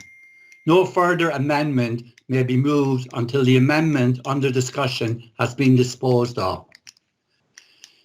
With that in mind, I call on Councillor Mary Jordan to move the amendment? So moved, Mr Mayor. I call on Councillor Jenny Johnson to second the motion, the amendment. So seconded, Mr Mayor. Okay, thank you. Okay, Councillor Jordan, you now have 3 minutes to speak to the amendment. Thank you, Mr Mayor. Mr Mayor, there can be no doubt that this pandemic has had a devastating effect on the British economy. The Chancellor has borrowed eye-watering amounts of money in an effort to help as many citizens as possible whilst countering this dreadful virus. However, it was always inevitable that this scale of borrowing could not continue. This motion was drafted before the spending review, and we now know that there will be no pay freeze for our NHS frontline staff, and that all public sector workers earning less than 24,000 will be guaranteed a pay rise, thus protecting the lowest paid. I want to make it clear this is not a political point. This is me as an NHS staff member speaking. I would of course welcome a pay rise. However, I'm not a frontline worker. I haven't spent this pandemic holding the hands of patients as they die alone, nor have I had the worry of taking the virus home to my family. I've not been furloughed and had to survive on 80% of my salary, and I certainly don't face the prospect of redundancy. I've spent the last 8 months working from the comfort and safety of my own home. I've been paid 100% of my salary, and I have a job that is mine for as long as I desire. It wasn't easy. In fact, it was often very lonely, but at least I was safe. This motion asks for parity between public and private sectors, yet we have seen wave after wave of redundancies in the private sector. Mr Mayor, we are living in unprecedented times. We have to look to the bigger picture, and we have to take a balanced approach. We need to protect the low paid. We need to give credit where it's due to all those staff who basically went to hell and back during that first wave. We need to give a helping hand to the most vulnerable in our society and those who've been adversely affected by this pandemic. And we need to work together to rebuild our economy. Thank you, Mr Mayor. Okay, thank you, Councillor Jordan.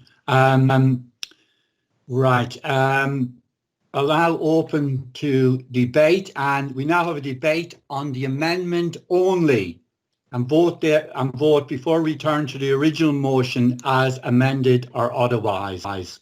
Okay, so do any councillors wish to speak on the amendment?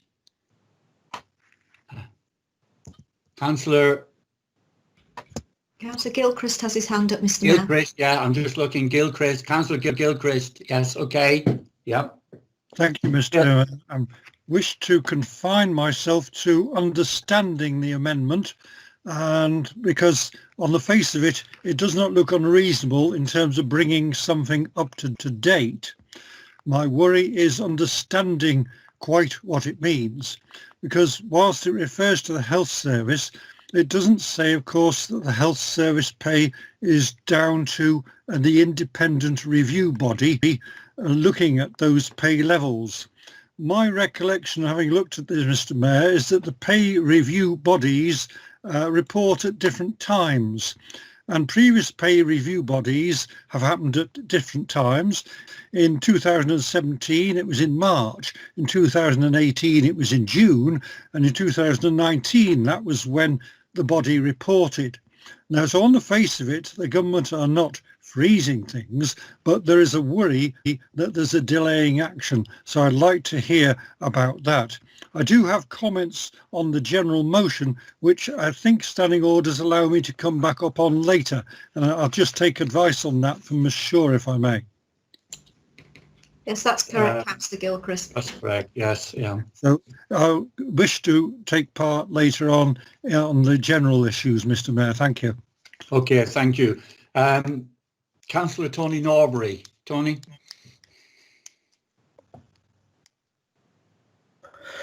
Thank you, Mr. Mayor. I want to make a point regarding the amendment and the use of the living wage and the minimum wage. Doing some research today, that there is a number of public sector workers who won't be getting a pay rise, and they're the ones who, rightly outlined on 24,000 or more. But the members who will be getting a pay rise, I think it's a 2% pay rise, with the living wage that Mary Jordan refers to in her motion, is not the voluntary real living wage. The voluntary real living wage is what the council have agreed to pay our care workers on the Wirral, which is £9.50 an hour. The government living wage is 78 pence an hour lower than that, and workers who receive the living wage, the real living wage, have actually gained another £1,500 a year since it was introduced. The Living Wage Foundation recommends that this real living wage is what people need to live on, and this government is not paying that, and certainly not paying it to a vast amount of public sector workers. If there's no pay rise for public sector workers, and there isn't right across the board on this, in real terms that is a pay cut. So what the Tories are really doing is again their usual divide and conquer. So they're giving a pay cut to a section of public sector workers because there's no inflation, involved in that. So my point is, let's make the distinction between the government's living wage and the real living wage, which is a lot higher. And if Mary really feels that public sector workers should be rewarded, as we've rewarded our care staff on the Wirral, then she should be promoting the real living wage for public sector workers right across the pay scales. Thank you, Mr. Mayor. Okay, thank you, Tony. Thank you. Now call on Councillor Jenny Johnson. Jenny. Thank you. I'm seconding this amendment, so I'm speaking to that. It's very. No, I'll do that later. Yeah. No, I thought you were just. No, I'll speak later when you're ready. Thank you. Yeah, thank you. Okay, Councillor Stuart Whittingham. Thank you, Mr. Mayor. I'm going to speak against this amendment. As usual, from Conservative Party, we see amendments and views that the price of everything and the value of nothing. So yes, we know how much the pandemic has cost the economy. Yes, we know it's a national emergency, and yes, we all wish the government well in dealing with the emergency and getting us out of this, and creating a strong Britain at the other side of this. However, the way it's been handled has been an absolute disgrace. It's been a shambles.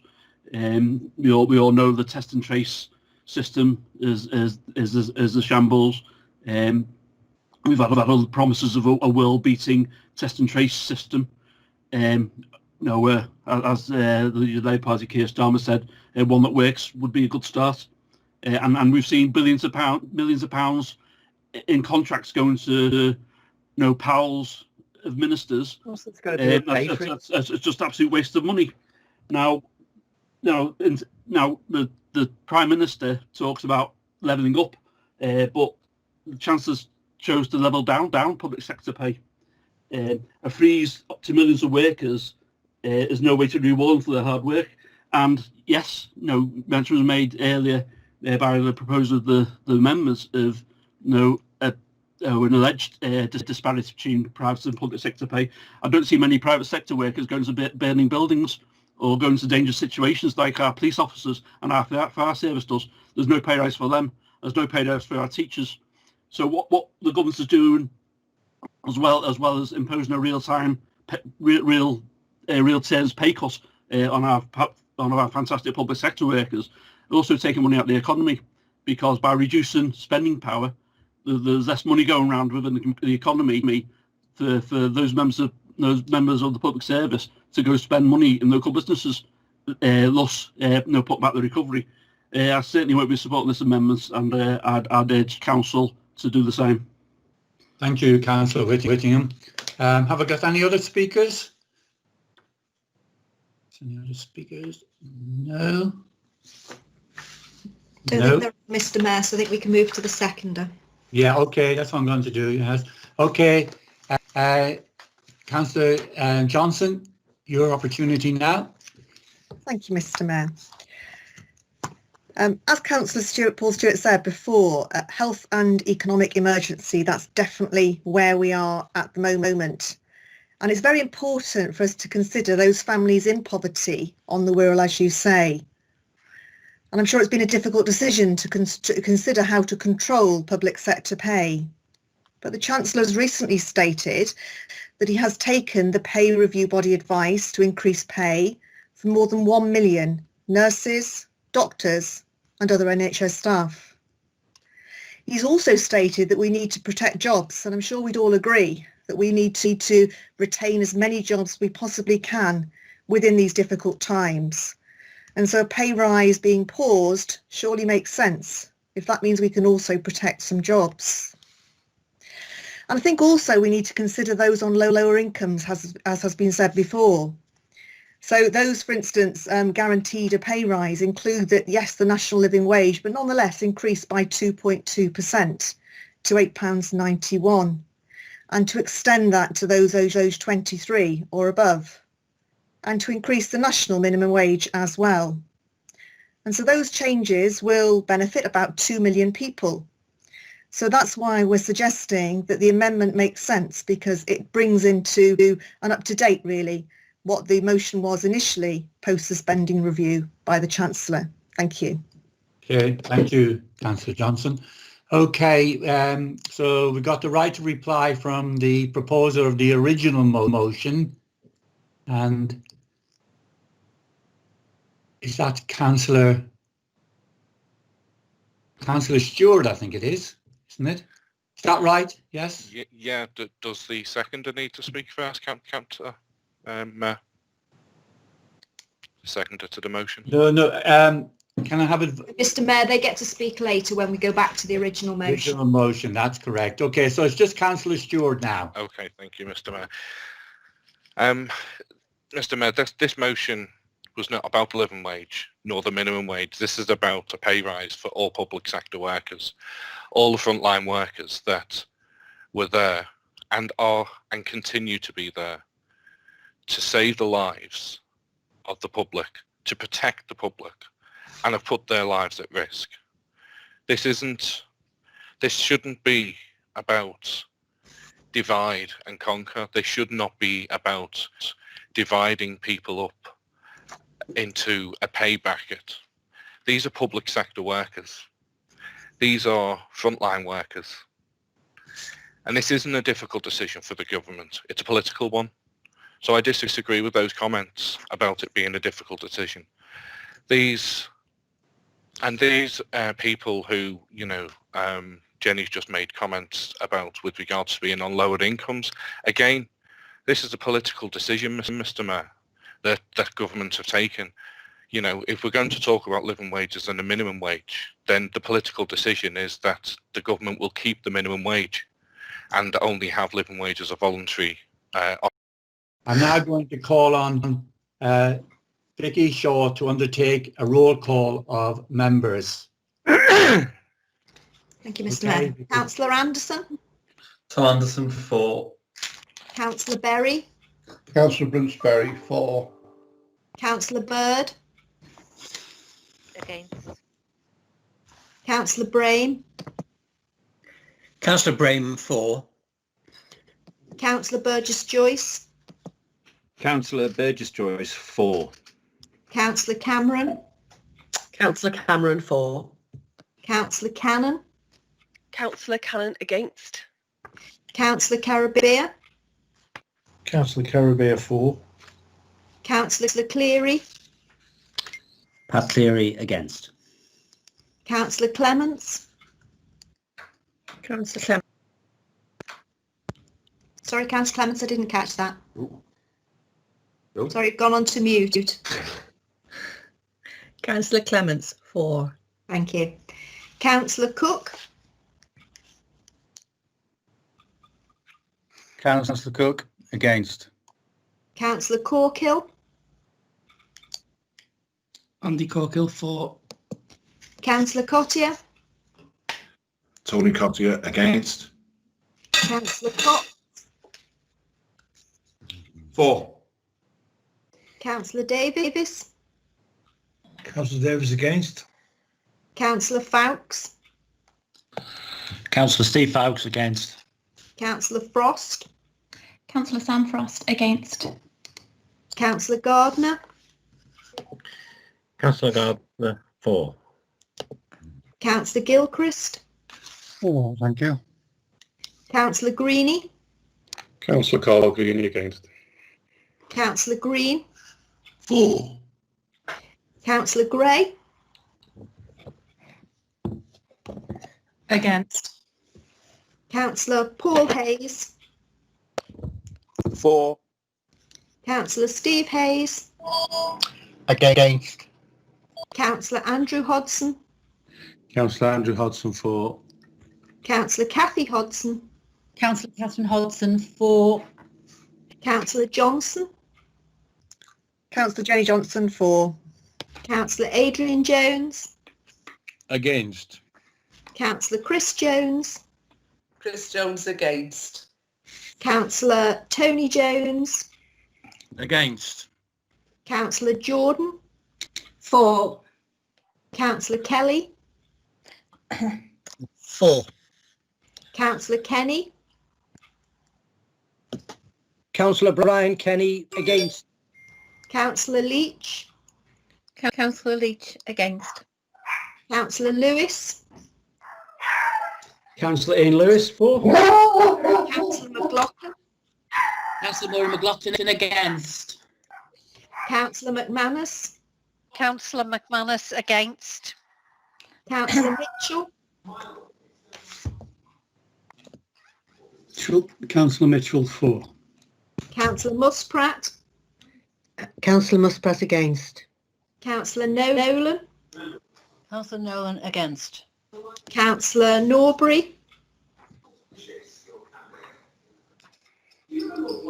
Sorry, Chair. Against, yeah. Councillor Povall. 4. Councillor Rennie.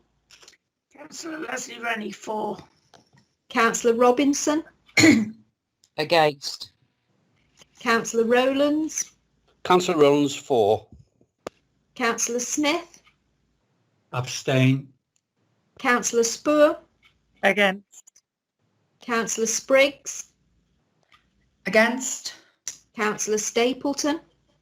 Against. Councillor Stewart. Councillor Paul Stewart, against. Councillor Sullivan. Thank you very much against, Mr Mayor. Councillor Walsh. Councillor Walsh, against. Councillor Whittingham. Councillor Whitcomb, against.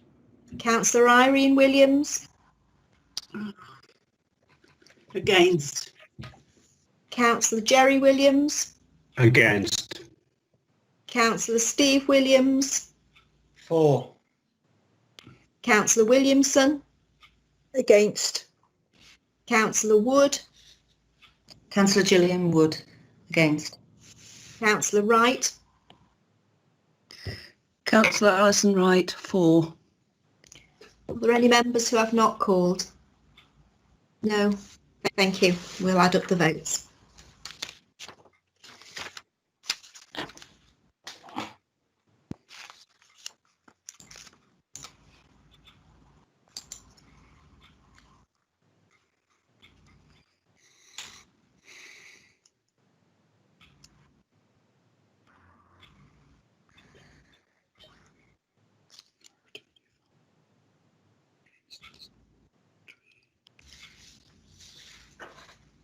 Okay, thank you. Okay, the result is as follows.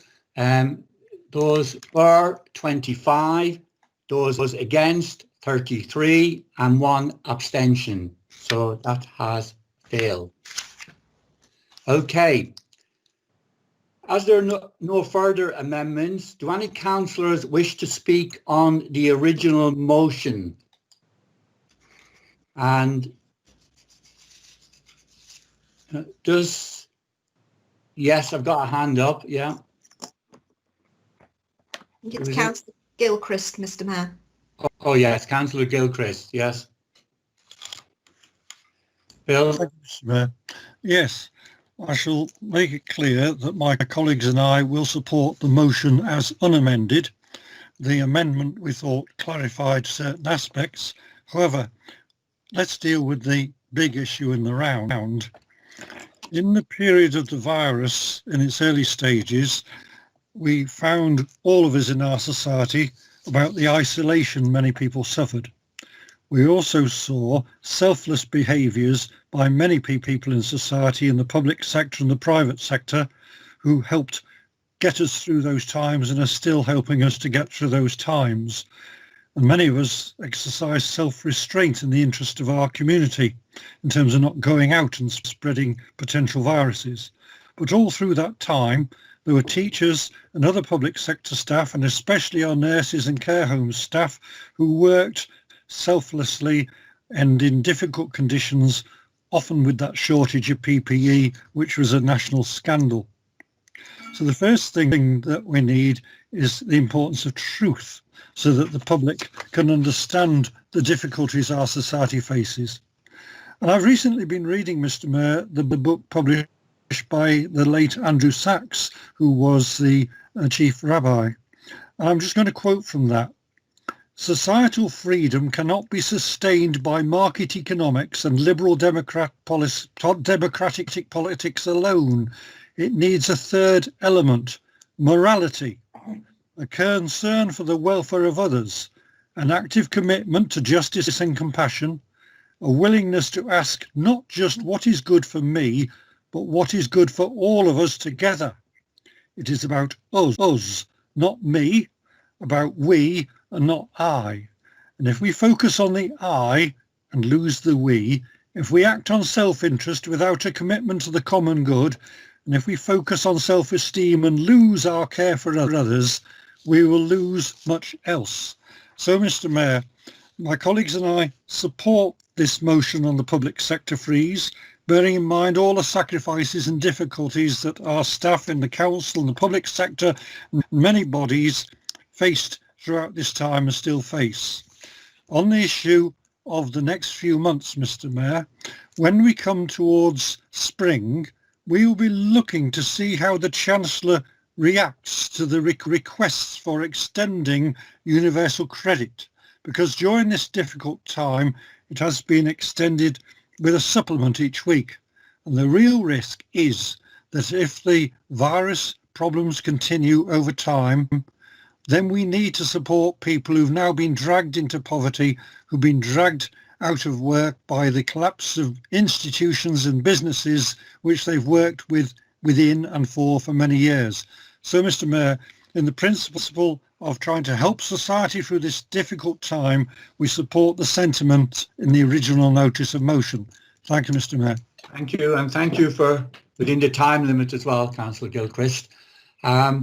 Right, the next speaker is Councillor Burgess-Joyce. David. Thank you, Mr. Mayor. I wasn't going to speak to this. I'll keep it very, very brief.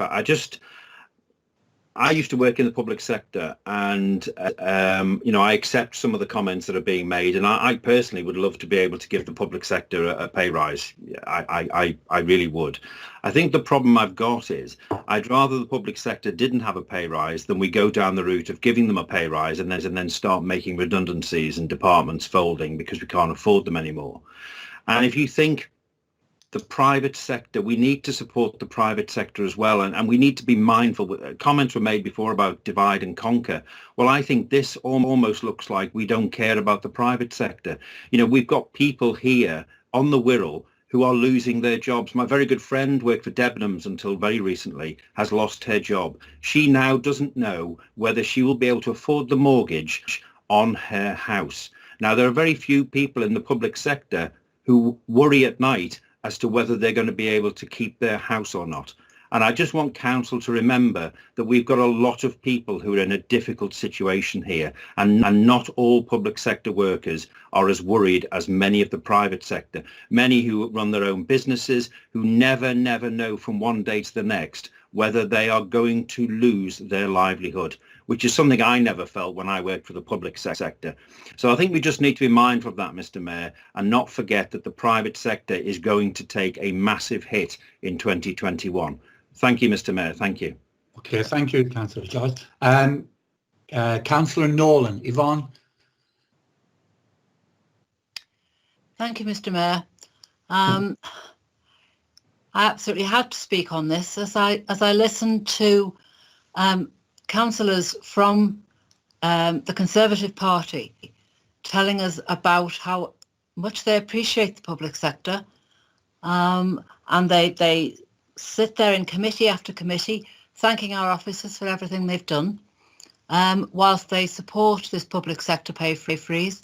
And then I have to listen to them talking about the importance of the private sector. Now, they have, as a party, propped up that private sector to the tune of billions and billions during this pandemic.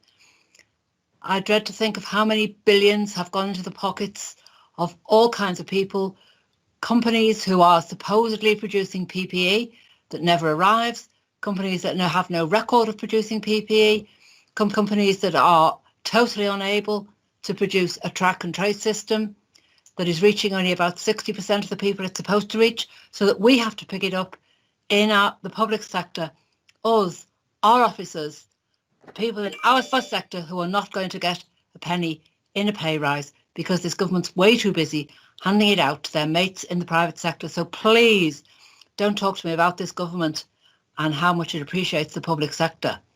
Yes, it's appalling that some small private businesses will go under, and it's dreadful. I've actually been in Chester today, and it was heartbreaking to see all of those individual shops that were once so much the soul of that city are boarded up and they're closed up and they've gone. And that's horrendous. But by the same token, this government has propped up its mates in the private sector, its big venture capital mates, to the tune of billions and billions. So please, no crocodile tears. Thank you. Thank you, Mr. Mayor. Thank you, Councillor Nolan. Now it's Councillor Jeanette Williamson. Jeanette. Thank you, Mr. Mayor. Like the previous two speakers, I also need to speak to Councillor particularly what Councillor Burgess-Joyce has just said. So he may not know public sector workers who don't worry about their mortgages, but I certainly do. What a grotesque generalisation of public sector workers. Might I also say, Mr. Mayor, that I think we can all agree that a lot of private sector workers do need to be treated better, but why should they be treated better off the backs of public sector workers? It's for the government to do what they keep saying they're going to do and level up.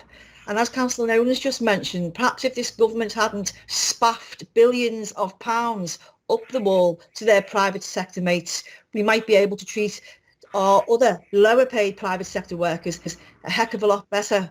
I find it rank hypocrisy to say that the public sector are much better off than private sector workers. The debate is much more nuanced than that. And yes, it's not good enough to stand on your doorstep and clap once a week on a Thursday evening.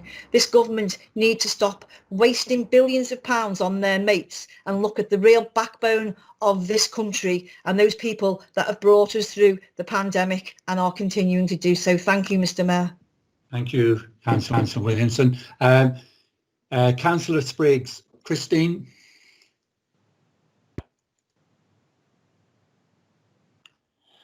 Thank you, Mr. Mayor. Yes, I also feel I really need to respond to the really kind of unacceptable remarks that we've just had from Councillor Burgess-Joyce. I almost wonder whether he's deliberately pressing buttons. I don't know.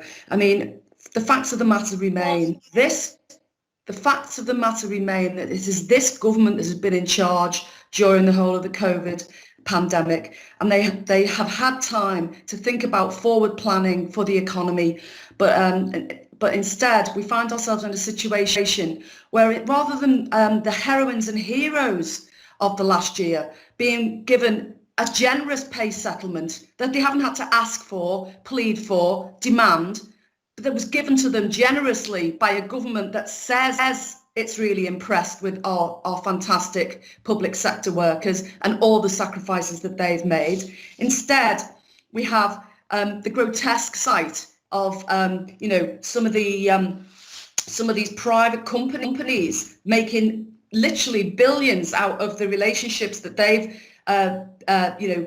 been developing over many years with their pals now in government. Take, for example, Innova, the company with the largest single COVID-related contract to date.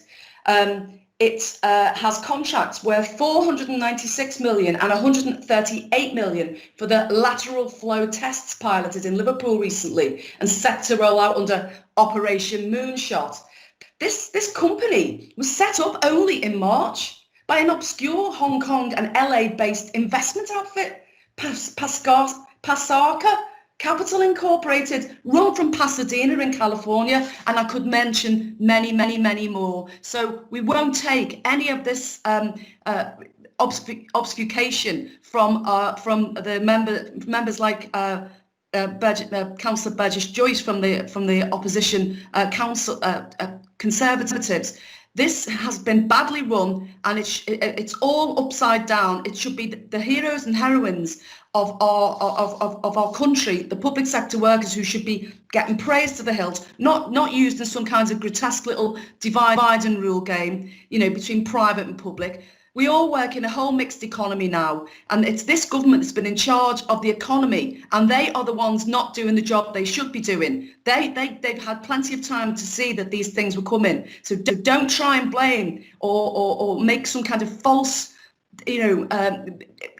fight between public and private sector. That's not going to wash anymore. And just to finish, it's all very well clapping for carers and then calling in bailiffs. Comments like, what happens with people who are on benefits and don't pay their council tax? I do understand that we can send the bailiffs in.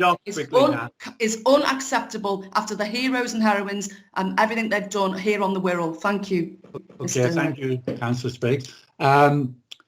Councillor Chris Carubia. Chris. Yeah, thank you, Mr. Mayor. This is a very emotive issue, and I've listened with great interest on both sides of this. But I mean, there's one set of people that are totally ignored in this sort of debate, and that's the self-employed. They don't fall within either of the categories of the big businesses or the public sector, but they do fall in the category of people who went above and beyond and helped out in the crisis. We've got small shopkeepers and takeaways that are self-employed that fall between the cracks and have had no support whatsoever. We've got about 5 million self-employed people and SMEs in this country that have had literally no help whatsoever. So we're talking about people who are worrying about their mortgages. I'm self-employed. My business hasn't run since March because it can't. It's impossible to do so. There's no help from anywhere. So all those people, and there's plenty of them in the world, these small businesses. I know Councillor Nolan mentioned a lot of the shops empty in Chester. I think after January, we're going to find a lot more empty shops, roller shutters throughout the high streets and everywhere else. And it makes me wonder, how does this work? Because the self-employed pay their taxes, they pay high national insurances, but they fall through the cracks. So there's a lot of families out there that are going to be struggling. And I just wanted to make that point about the self-employed, because we always seem to forget those people, both government as well. Thank you, Mr. Mayor. Thank you. Councillor Stuart Whittingham. Stuart. Thank you, Mr. Mayor. I'd just like to echo Councillor Carubia's points about self-employed. I think far too many people have fallen through the cracks, and there doesn't seem to be much hope. Any help comes from central government for those individuals. So the point I want to make in terms of the motion is, why should the public sector pay the price of the incompetence of the government?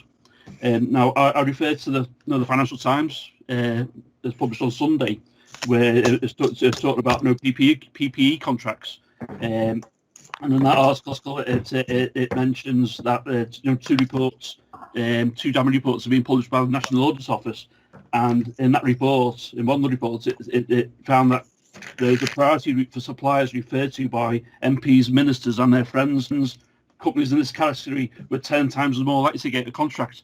Now, I'm sorry, the crocodile tears for small business, it doesn't wash, because if you read that article, there's small business after small business that have stood up and to be counted and invested money in their businesses to produce PPE, and they've been ignored.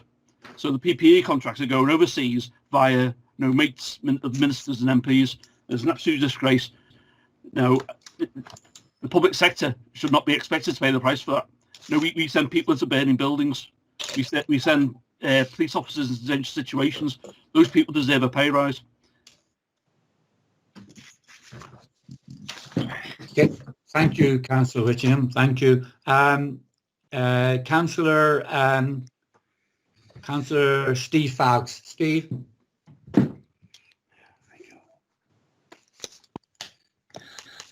Thanks, Mr. Mayor.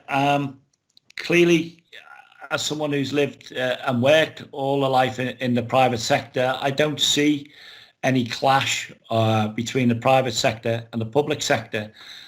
And the reason why I'm making this speech is to say that everyone who works in the private sector relies on the public sector, A, while they're in work to keep them safe and protected, and B, when they come out of work, they want to feel safe and protected by the public sector, and they want services for their children, their family, their elderly, and everyone they rely on. So it's not a competition between the private sector and the public sector.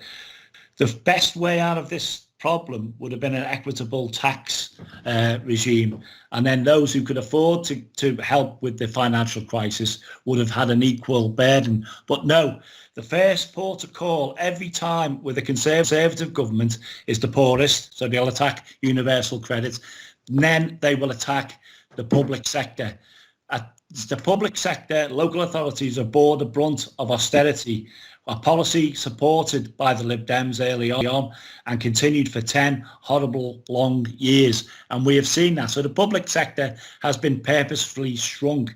What private sector people are prepared to do is pay equitable amount into a system where their children and their friends and everyone they know has the right for decent services, and that's what the debate is about. It's about keeping those services and the morale and the commitment of those people in the public sector up high, so those in the private sector, as a society and a community, we all benefit.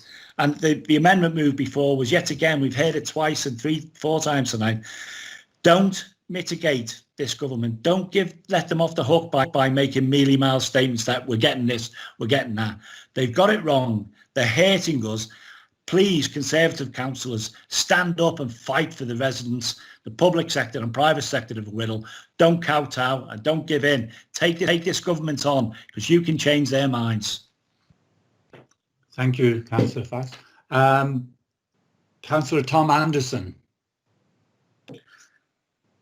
Thank you, Mr. Mayor. Just briefly like to come back on the comments of Councillor Nolan and Spriggs. I mean, the absolute stench of hypocrisy from Councillor Nolan when she criticises the private sector, when it was her company that she received as interim director of social services nearly £500,000 as interim director of social services for Manchester Council in a nearly two-year period. You know, it was all right for the private sector to coin it in then from the ratepayers. And the second thing, Mr. Mayor, is Councillor Spriggs talks about bailiffs and some comments made. She wants to actually check, when she served in cabinet, what this council, in her name and the cabinet's name, did in terms of recovering debt to external providers. So I'd just like to remind some councillors they need to practice what they preach. Thank you, Mr. Mayor. Okay, thank you.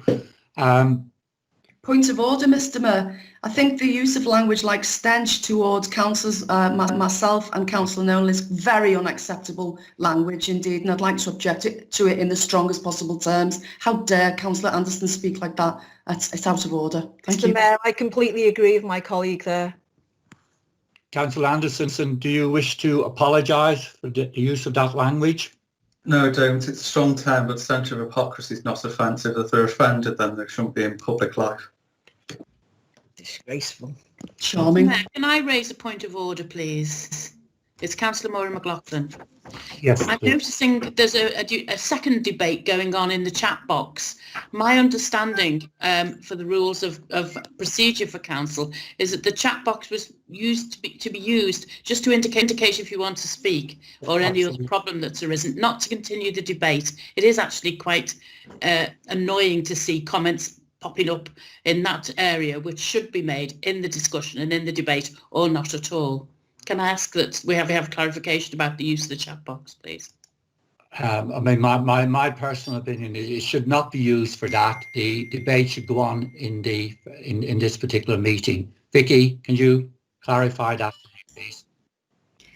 Yes, Mr. Mayor, the guidance we've given is that the chat box should be used for the purposes that Councillor McLaughlin has said, for indicating that people want to speak and not for carrying on debate.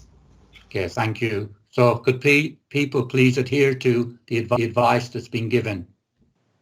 Okay, I've got Councillor Mike Sullivan. Mike.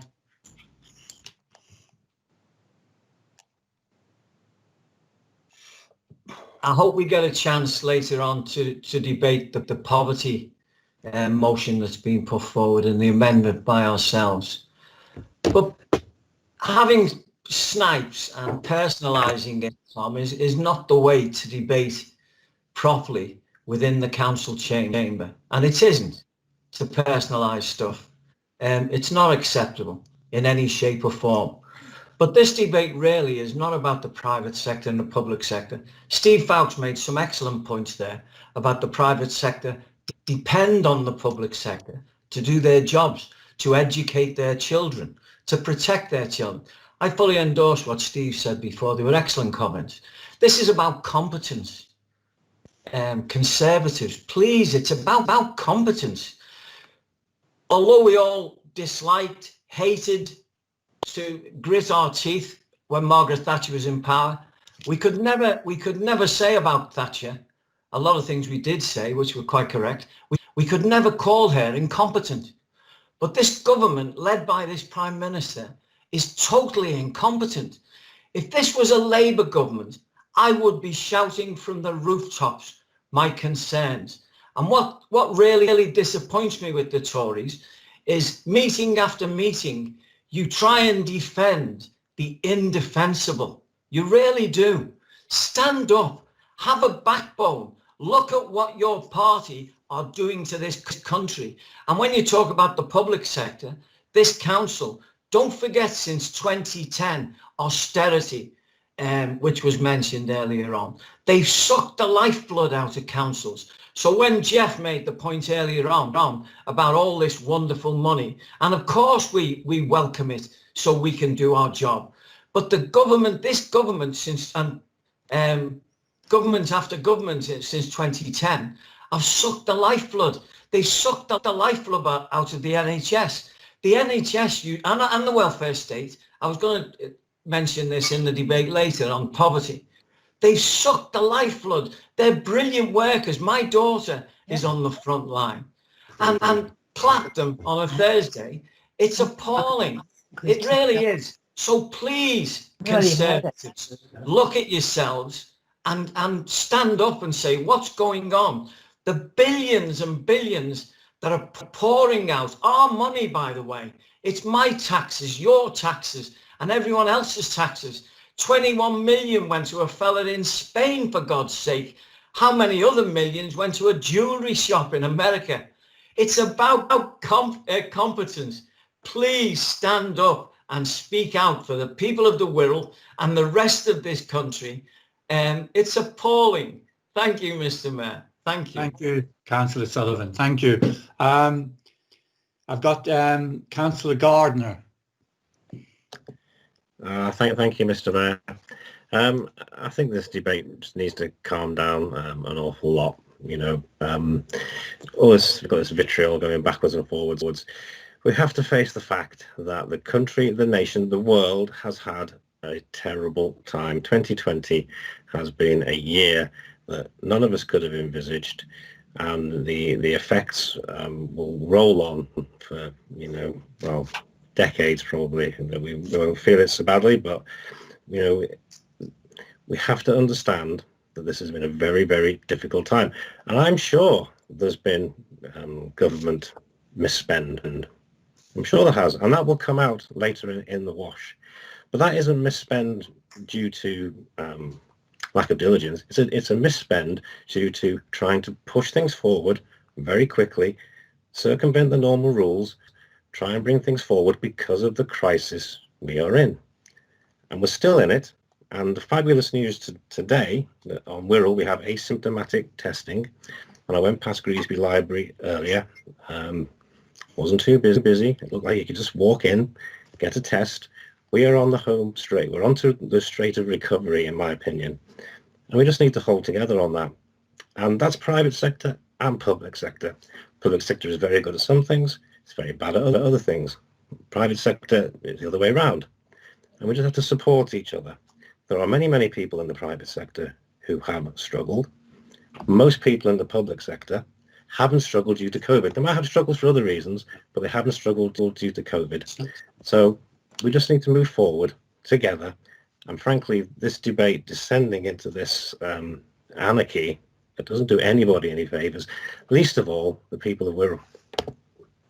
Okay, thank you, Councillor Don. Look, I think I've given everyone a good opportunity to have a say. I know there's two hands still up. I don't know if those are mistaken. Councillor David Burgess. Oh, sorry. Okay, I've got just come in now. Councillor Gray. Yes, Councillor Gray. Thank you, Mr. Mayor. I just wanted to respond to Councillor Gardner's idea of struggling in thinking about our police officers and our firefighters and our teachers and our council staff who may have struggled to go to work when they were frightened, and they might have struggled with the exhaustion of all the extra shifts. So I just thought we'd just clarify what we mean by struggle there. Thank you, Mr. Mayor. Okay, thank you, Councillor Gray. Right, Mr. Mayor. Yes. Mr. Mayor, I've had my hand up for some time. I believe that I was mentioned by... just one moment, Yvonne. Yeah, there's two people are coming back on things, Councillor Yvonne Nolan and Councillor David Burgess-Joyce. Right, okay. Okay, I'll let you have a sec. Go on, Councillor Nolan. Thank you. Councillor Anderson implies that if I'm offended, I should not be in public life. Councillor Anderson, I've been in public life since you were in nappies, I can assure you, and I have no intentions of stepping out of it. And I'm not in the slightest bit offended by the low level of your comments. And if that's what you have to sink to in terms of personal abuse, then I'm sorry that you have no better political arguments to make. I would also suggest that you check the comments that you've made very carefully, both in terms of the amount that you're talking about and the period of time of which it was earned. Thank you. Okay, thank you. Councillor David Burgess-Joyce. Okay, David, I'll give you a chance to come back as well. Thank you, Mr. Mayor. I will keep it very brief. I just wanted to sort of clarify, because it's as Councillor Gardner has pointed out, it's turned into a rather unpleasant debate, if I'm being honest, and we don't seem to be getting anywhere. It seems very circuitous.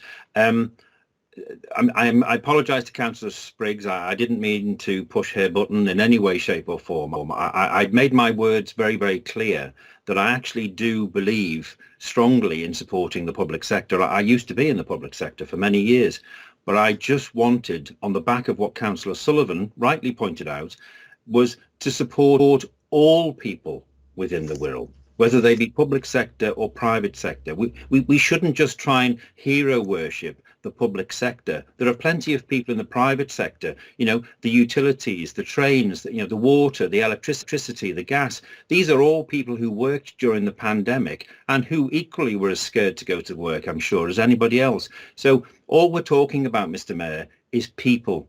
The fact that they work for the private purse or the public purse is almost irrelevant. It's about protecting people of all types. And I just wanted the council to recognise that we should be talking about all the people on the Wirral. As Councillor Sullivan quite rightly points out, let's not forget the private sector, who effectively their taxes pay for the public sector. So let's never forget that, Mr. Mayor. But thank you very much for your time and allowing me that. Thank you. Okay, thank you. Now I intend to move on now. I'm going to move on to Councillor Jean Robinson, if she wishes to exercise her right to speak as seconder of the original motion. 3 minutes, Jean.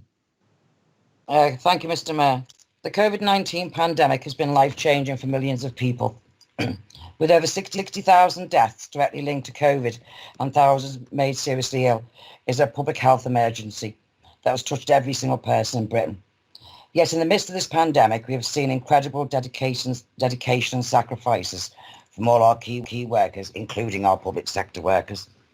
They have kept the country running, from providing universal credit to millions of people, to helping businesses roll out the furlough scheme so that mass redundancies can be avoided, to humanitarian sales, not least the fabulous work undertaken here in Wirral to support our most vulnerable. The Chancellor praised civil servants earlier this year when he credited them for adapting to COVID-19 by providing services from living rooms and kitchens across the country. And the Prime Minister, Boris Johnson, has invoked wartime imagery by urging people to pull together to defeat the virus. However, warm words and patriotic rhetoric will mean little to public sector workers who are once again being asked to accept a pay freeze. The justification is similar to with those we heard for austerity following the 2008 financial crisis, the need to combat the deficit and reduce the debt.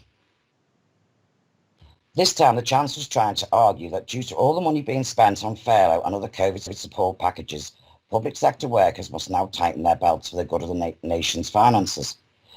Isn't it interesting, though, that the private contractors run by relatives and mates of senior government advisors have not been given a similar tight leash? At least 17 billion, yes, that's 17 billion of public sector contracts have been gone to some private companies, capitalising on a profitable opportunity at the expense of the public. There is no austerity for them, only for those who have kept the country going this biggest public health crisis in a generation. This Conservative government might think it's okay to sacrifice the livelihoods of key workers and pretend it's to balance the books. But this is a massive insult to people who've worked so hard to keep our country running during the coronavirus. Every teacher who made sure our children and grandchildren could keep on learning. Every care worker who looked after our loved ones day in and day out. And every firefighter, police officer who continue to put their lives at risk for us. Who have sacrificed a lot, who have sacrificed a lot, even some sadly losing their lives. Why should public sector workers pay for a crisis that was not of their making, particularly when it is their work that has kept society functioning? By paying public sector workers properly, we will also increase their spending power, which will provide much needed funds to businesses in the local and wider economy.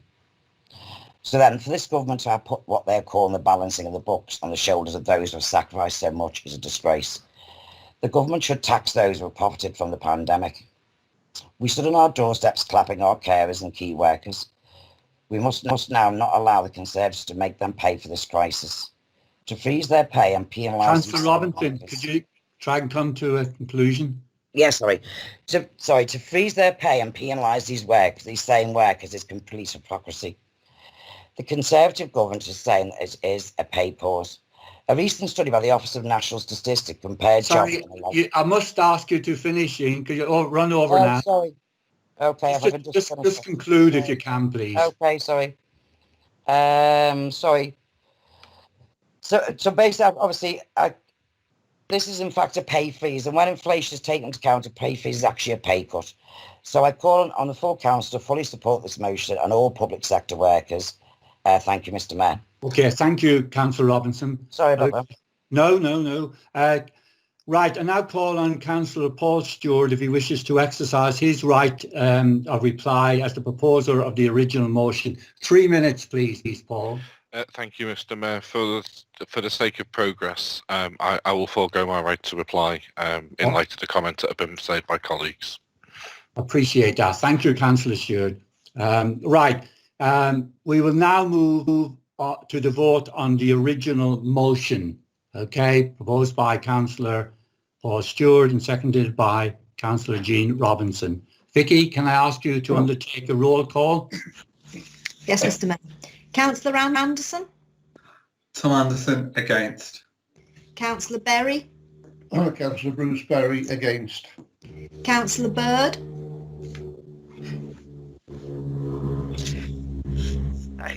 Councillor Bird? For. Councillor Brame? Alan Brame, for. Councillor Burgess-Joyce?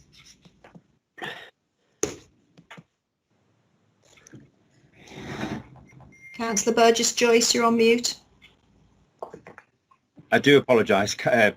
Sorry, Vicky. Can you hear me now? Yes, I can. Yeah, against. Thank you. Councillor Cameron? Alan Cameron, against. Councillor Cannon? Councillor Cannon, for. Councillor Carubia? Councillor Carubia, for. Councillor Cleary? Pat Cleary, for. Councillor Clements? You're on mute, Councillor Clements. Councillor Clements, against. Councillor Cooke? Councillor Cooke, for. Councillor Corkhill? Andy Corkhill, for. Councillor Cottier? Tony Cottier, for. Councillor Cox? Against. Councillor Davies? Councillor George Davies, for. Councillor Foulkes?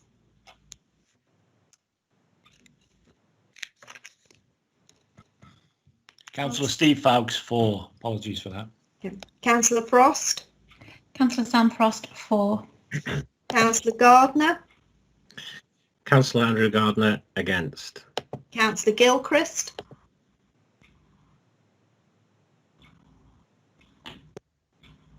Sorry?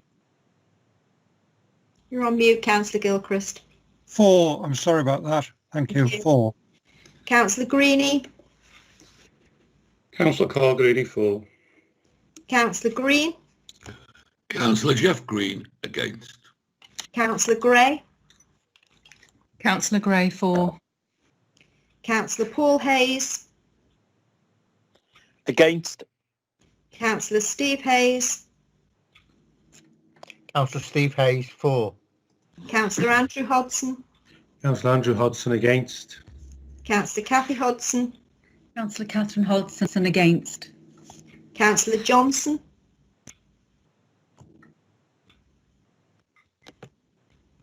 Councillor Jenny Johnson, against. Councillor Adrian Jones? Councillor Adrian Jones, for. Councillor Chris Jones? Chris Jones, for. Councillor Tony Jones? Councillor Tony Jones, for. Councillor Mary Jordan? Councillor Mary Jordan, against. Councillor Kelly? 4. Councillor Kenny? Councillor Brian Kenny, 4. Councillor Leech? Councillor Anita Leech, for. Councillor Lewis? Councillor Aileen Lewis, against. Councillor McLaughlin? Councillor Maura McLaughlin, for. Councillor McManus? Councillor McManus, for. Councillor Mitchell? Councillor Mitchell, for. Councillor Muspratt? Councillor Muspratt, 4. Councillor Nolan? Councillor Nolan, for. Councillor Norbury? Councillor Norbury, 4. Councillor Povall? Councillor Povall, against. Councillor Rennie? Councillor Leslie Rennie, against. Councillor Robinson? Councillor Robinson, for. Councillor Rowlands? Councillor Rowlands is against. Councillor Smith. Abstain. Councillor Spoor. Councillor Spoor for. Councillor Spriggs. Councillor Spriggs for. Councillor Stapleton. Councillor Stapleton for. Councillor Stewart. Councillor Paul Stewart for. Councillor Sullivan. Mike Sullivan for. Councillor Walsh. Councillor Walsh for. Councillor Whittingham. For. Councillor Irene Williams. Councillor Irene Williams for. Councillor Jerry Williams. For. Councillor Steve Williams. Steve Williams against. Councillor Williamson. For. Councillor Wood. Councillor Gillian Wood for. And Councillor Wright. Alison Wright against. Are there any members whose names I've not called?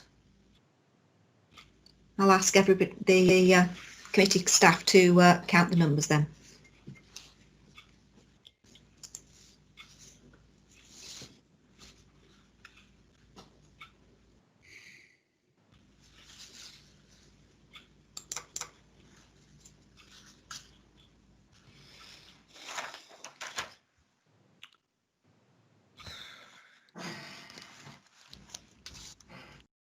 Rennie to move the motion.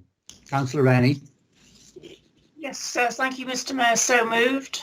And Councillor Ian Lewis to second the motion.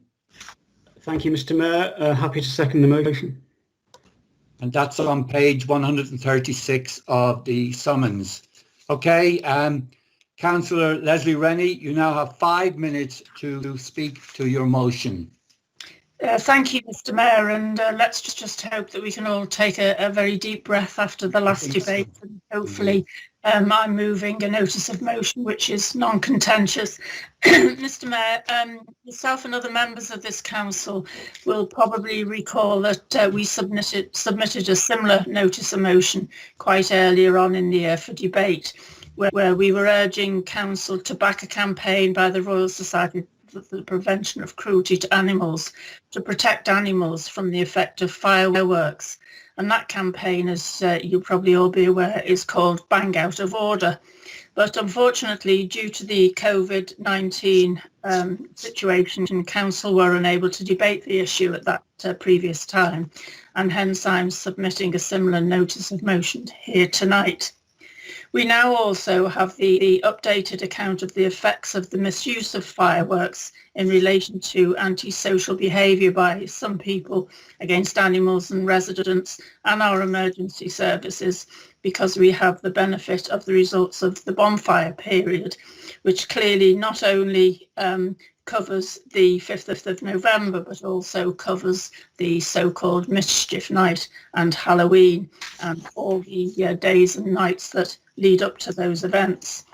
I myself and colleagues, and I'm sure that's from all political parties across the council, have been recently contacted by numerous residents asking the council back tougher controls on fireworks for the benefit of animals and all us human beings as well.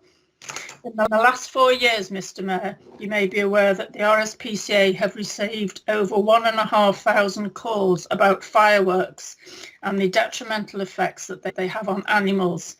And they say that around 62% of all dogs show signs of distress.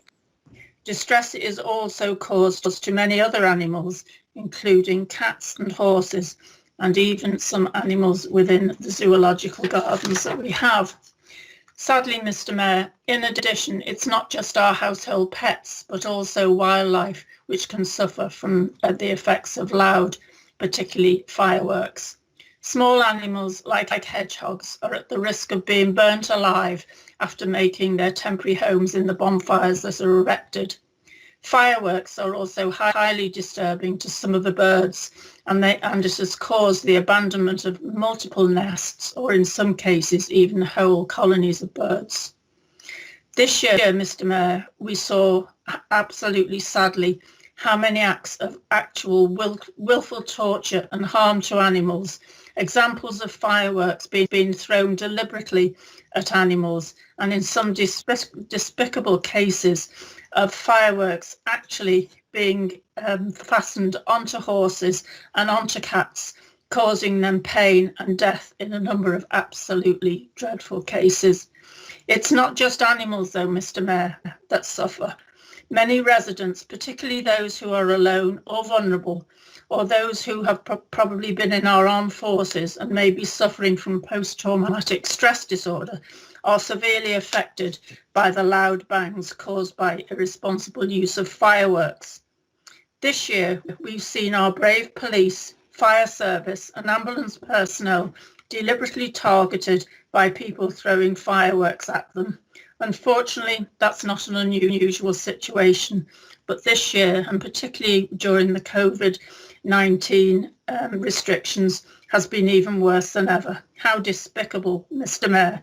Here in Wirral alone, we've seen fire crews injured by targeted attacks, and an ambulance station also attacked by acts of antisocial behaviour, where fireworks were thrown at the buildings. Despicable, absolutely abhorrent, and it will not be tolerated, excuse me, Mr. Mayor, here in Wirral. The RSPCA campaign is asking for continued work to actively promote public awareness about the impact of fireworks on animal welfare and vulnerable people. That includes precautions that can be taken to mitigate risks, and also urging government to introduce legislation to limit the maximum noise levels of fireworks to 90 decibels for all those fireworks sold to the public for private display, and to consider options that could limit the private sale of fireworks to individuals as well. We are asking Council to continue that work with our partner agencies to promote the public awareness of the campaign, Bang Out of Order. Excuse me. We understand, Mr. Mayor. Just wind up now, please. Yeah, sorry, Mr. Mayor. I was just going to add, we obviously want people to still enjoy themselves. We want to have organised displays, and particularly the event, the River of Light Festival. Mr. Mayor, we're also asking, and it's printed obviously in our notice of motion, for action by the Regulatory and General Purposes Committee of this Council. And we would also urge all the group leaders from all the political parties to write to the government to introduce legislation to limit the maximum noise of fireworks. Again, as I said earlier, excuse me, I'm croaking tonight, to 90 decibels. Okay. I'll finish there, Mr. Mayor, before my voice goes completely. Thank you very much. Okay, thank you, Leslie. Okay, before I open it to debate, can I just congratulate Councillor Jean Robinson on her maiden speech this evening. An excellent speech, Jean, and looking forward to hearing a lot more in the future. Thank you. Okay. Sorry, Mr. Mayor, I do apologise. I didn't realise it was... No, I didn't myself either. Yeah. Well done. Okay. Right. We'll open to debate now. Have we got any speakers? Right. Councillor Mike Sullivan, I've seen immediately. Mike. Thank you, Mr. Mayor. I'll be supporting this motion, and I would like to endorse everything that Leslie said. It is time to call for a full ban on the sale of fireworks. I spent a lot of time in the armed forces, and the thunder flashes we used in those days to disorientate people, hearing and speech. These fireworks now are far more powerful than our thunder flashes were 20 years ago. It is time that we suffer from a lot of illegal fireworks being sold as well. It's high time, and I would urge all the party leaders, as Leslie said, to write to this government and ask them, we need a total ban on the sale of fireworks. The displays are fine, which are authorised by local councils only, and that it is now high time that we all came together. It's not a party political issue, this, and ban the sale of fireworks to the general public completely. Thank you, Mr. Mayor. Okay, thank you, Mike. Move on to Steve Williams. Steve. Thank you, Mr. Mayor. And can I congratulate Jean Robinson on her maiden speech. Whilst I am not against people enjoying fireworks, I feel that what is needed is stronger control of the ferocity of them. They're getting louder and louder, as Mike's just said, and certainly more control is needed as to the location of displays. Just in our ward of Morton West and Sorgle Massey, we've had 3 unwanted firework incidents in recent years. 2015, a firework display at the Sorgle pub resulted in a man receiving burns and a broken vertebrae in his neck. At a later trial at Liverpool Crown Court, the judge said, and I quote, "In essence, the description that it was a DIY amateur job on the cheap is exactly right." He went on to give 2 defendants suspended jail terms, both having been charged with Health and Safety Act offences brought by Wirral Borough Council. 28th of October last year, a number of youths aged about 13 lit a firework and pushed it through a letterbox of a sheltered accommodation bungalow on Edgehill Road. Fortunately, this house was temporarily unoccupied at the time, or it could have been far more serious. The final incident was last year, again at the Sorgle pub firework display. Despite the pub liaising with police, fire and the council, the display led to horses being distressed and a great debate ensued on social media. There was obviously a breakdown in communication between the pub and the services, and the display went ahead. A number of horses were severely traumatised with the extremely loud bangs and by the many embers that showered the neighbouring farm. A vet had to be called out to sedate them, and a video of a horse running around the stable in anguish was put on social media, which caused more angst amongst many residents, and Facebook was full of distasteful and upsetting comments. Lingham Park in Morton, like other areas of Wirral, except obviously for this year, has an excellent council-run free firework display which for years has been safely enjoyed by many residents. Hopefully, the illustration of these incidents in just one ward will encourage members to support this motion and the call that fireworks need to be more strenuously controlled. Thank you, Mr. Mayor. Okay, thank you. Thank you, Steve. Councillor Jenny Johnson. Councillor Johnson.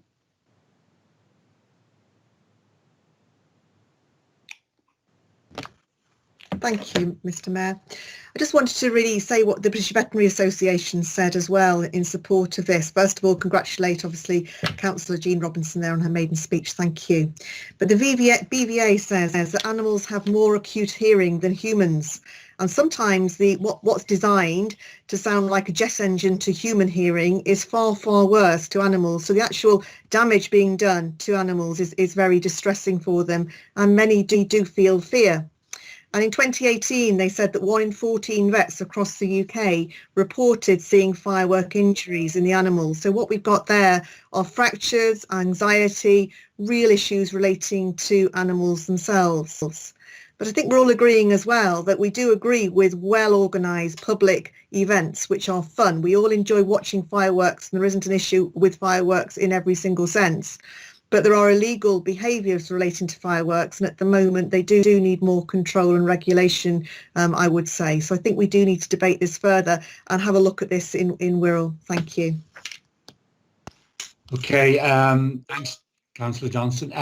Councillor Pat Cleary. Pat? Yes, thank you, Mr. Mayor. I just want to add a few comments of my own, but firstly to congratulate Jean Robinson on her maiden speech. Firstly, I'd like to thank the RSPCA for their campaign. I'd like to thank Councillors Lewis and Rennie for bringing this to full council. Like yourself, Mr. Mayor, I grew up in a country that does ban the sale of fireworks to members of the public, and it has been a source of amazement to me ever since I came to this country that members of the public can just walk in and buy what are quite often used as lethal weapons, as we have heard from several other members, off the shelf. So I would like to, as I say, congratulate the RSPCA. I wish them every success in their campaign.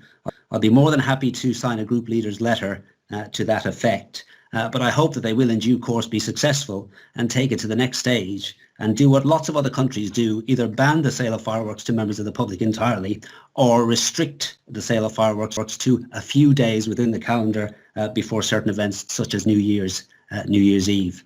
So fully support the motion. And again, thanks, Mr. Mayor, for the opportunity to speak. Thank you. Thank you, Councillor Cleary. I've had a suggestion from Councillor Phil Gilchrist. Phil, would you like to just come in for a minute and say what you are proposing? Yes, Mr. Mayor. The motion before us does ask all group leaders to write to the government. It's in the last bullet point.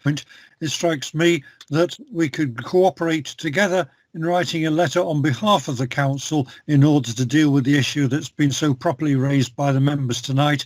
And may I also congratulate Councillor Robinson on her maiden speech. Thank you. Okay, thank you, Councillor Gilchrist. Okay, I think we've had everyone. Right, okay, I'm now going to call the seconder of the motion, Councillor Ian Lewis. Ian, you've got 3 minutes to speak to the motion. Okay, thank you, Mr. Mayor. And before I move on to second this motion, can I ask that the powers that be, that they review the way that these meetings are structured? Some of us have encouraged members of the public to tune in tonight. For 30 minutes, we saw the dog's breakfast over the declarations of interest, and some of the matters that we as councillors see as priorities are at the end of the meeting. If anyone from the borough is still tuned in, frankly, Mr. Mayor, they deserve a medal.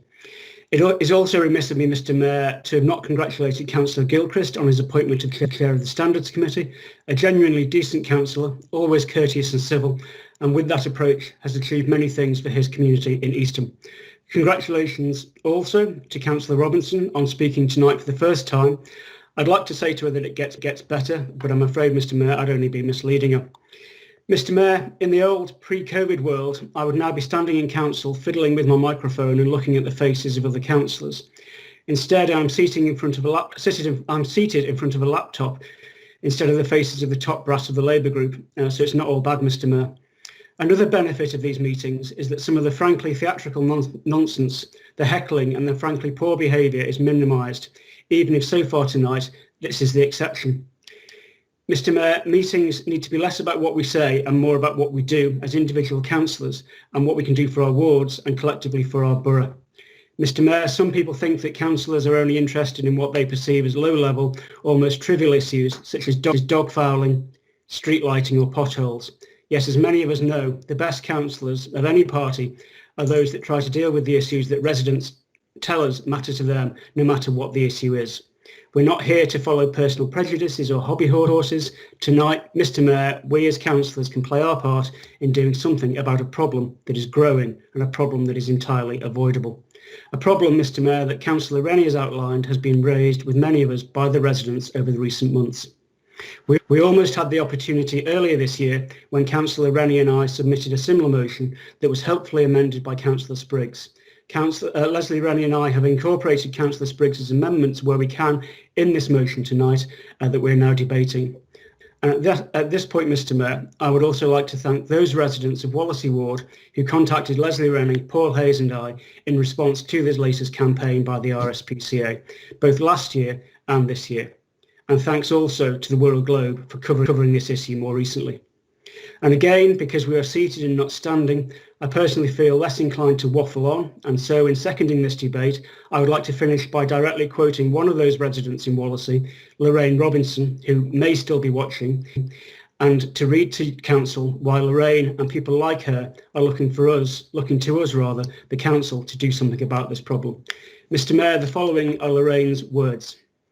This campaign is especially important to me as earlier this year I rescued a dog, Rodney, from a Bulgarian kill shelter. Mr. Mayor, what a great name for a dog. Mr. Mayor, he was on his last day of a euthanasia order when he was rescued. He arrived extremely traumatised and fearful of everything, and I have to say that the first few months were extremely difficult. However, with lots of love and patience, we turned him around into a lovely little boy, and he's extremely loving and happy. I read everything I could about fireworks and dogs and had lots of calming things ready, but the few weeks surrounding November the 5th, as the fireworks go on for nights, have brought back... Ian, could you just... Yeah, I'm on the final paragraph, Mr. Mayor. Have brought back a lot of Rodney's anxieties and fears, and it has been a really hard few weeks trying to settle him down again, and it's a work in progress. After November the 5th, he was back to where he was at the beginning of the classes and worse. I would like to say that if people knew the consequences of their actions, they may reconsider letting fireworks off. When my children were young, I too had home fireworks for a few years until I saw the consequences on a neighbour's dog, and after that I would never allow them again. Mr Mayor, I invite Council to support Lorraine and many others like her and to vote for this motion this evening. Thank you. Okay, thank you. Councillor Rennie, you now have the right to reply and address the Council for up to 3 minutes. Thank you, Mr Mayor. I won't take those 3 minutes, but just anticipating a very positive vote on this, and wish to thank all those members who've contributed to the debate. Thank you, Mr Mayor. Okay, thank you, Councillor Rennie. There'll be no further speakers. We're now going to move to the vote. So we can do this either by assent or roll call. Assent. Assent, yes. Assent. Anyone? Agreed. All agreed. Okay. Assent. Okay. Yes. That's been carried. And the suggestion from Councillor Gilchrist for the letter, is that agreed by the proposer in the section? Yes, agreed. Agreed. Okay. Agreed. Okay, thank you. So that's been carried then. Thank you very much, everyone. Okay, can I just quickly respond to what Ian said? Ian, I know we did take quite a long time this evening on declarations of interest. We did try to okay, sorry, better go back. I have someone who, a councillor, does want his vote to be noted. No, Mr Mayor, I'm happy for it to be noted in the chat box. We've had a vote on everything else. Okay, right. Notice motion, but I'm happy for it to be noted in the chat box, which is in the public domain. Okay, thank you. Thanks for that, Steve. Okay. I'll just quickly respond to what Ian said about declarations of interest and Mountata. We did try to, at the beginning, have a dispensation for everyone who is affected by the public sector pay freeze and that. But unfortunately, what seemed to happen was most people came back and wanted to actually declare that they had an interest or whatever.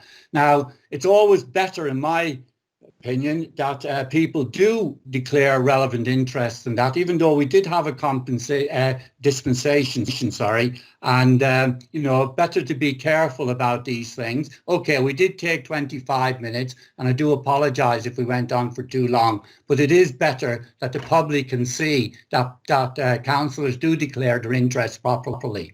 So that's my only comment. Okay. Mr. Mayor, I'm sorry to come back at you. There was no criticism of yourself intended in my remarks. I just think we need to look at the way that meetings are structured to make them more public friendly. It was by no means a criticism of yourself. No, okay. Thank you, Ian. No, I'll accept that. Okay. I'm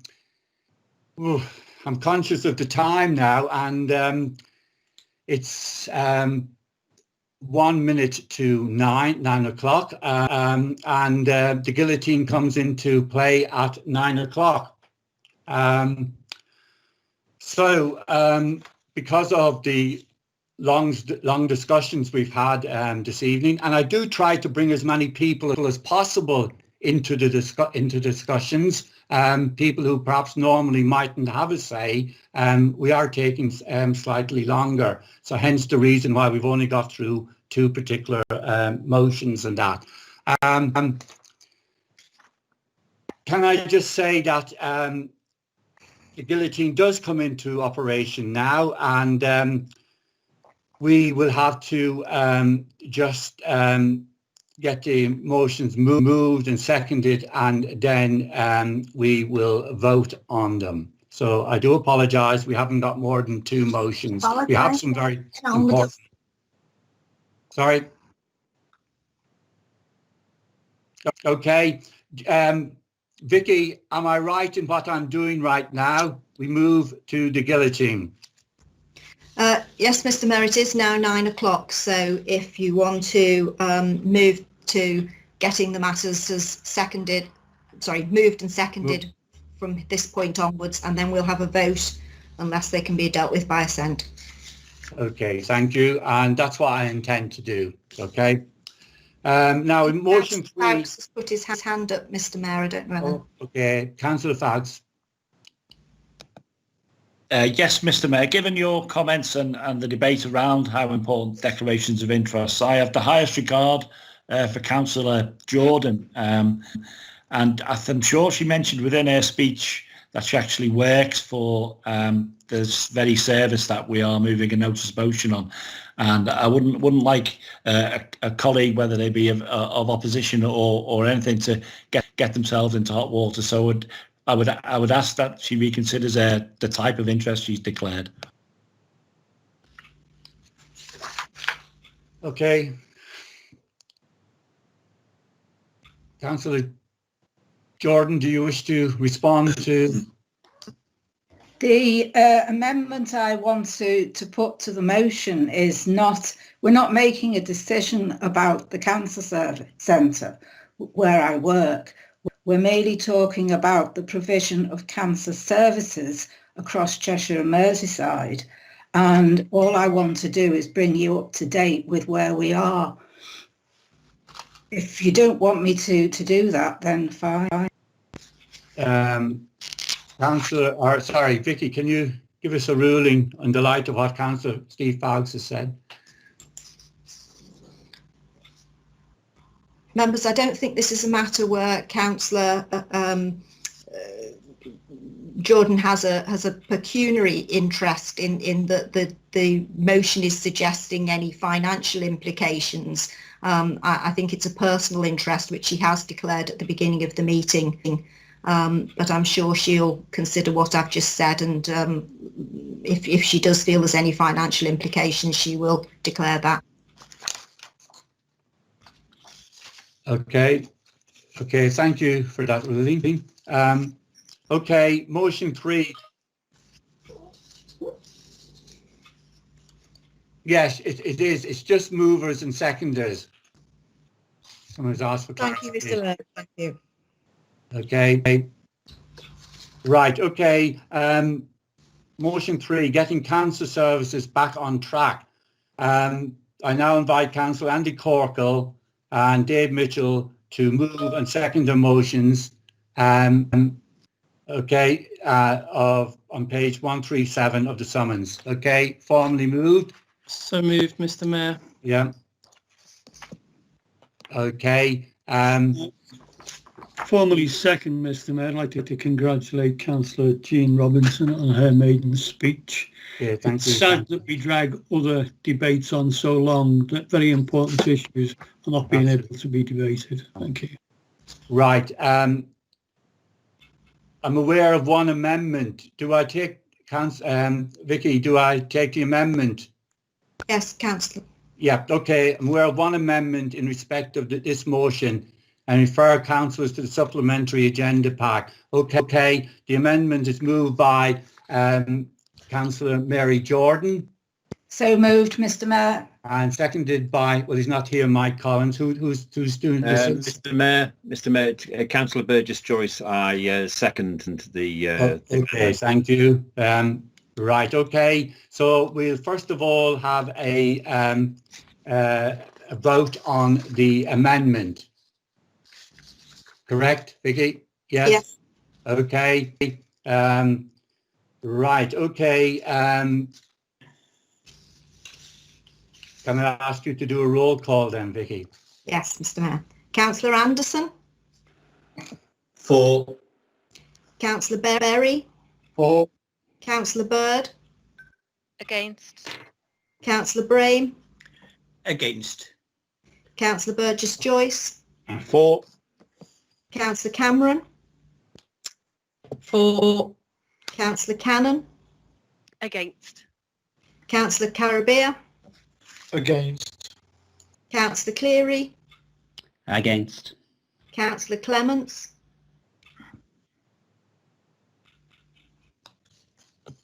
For.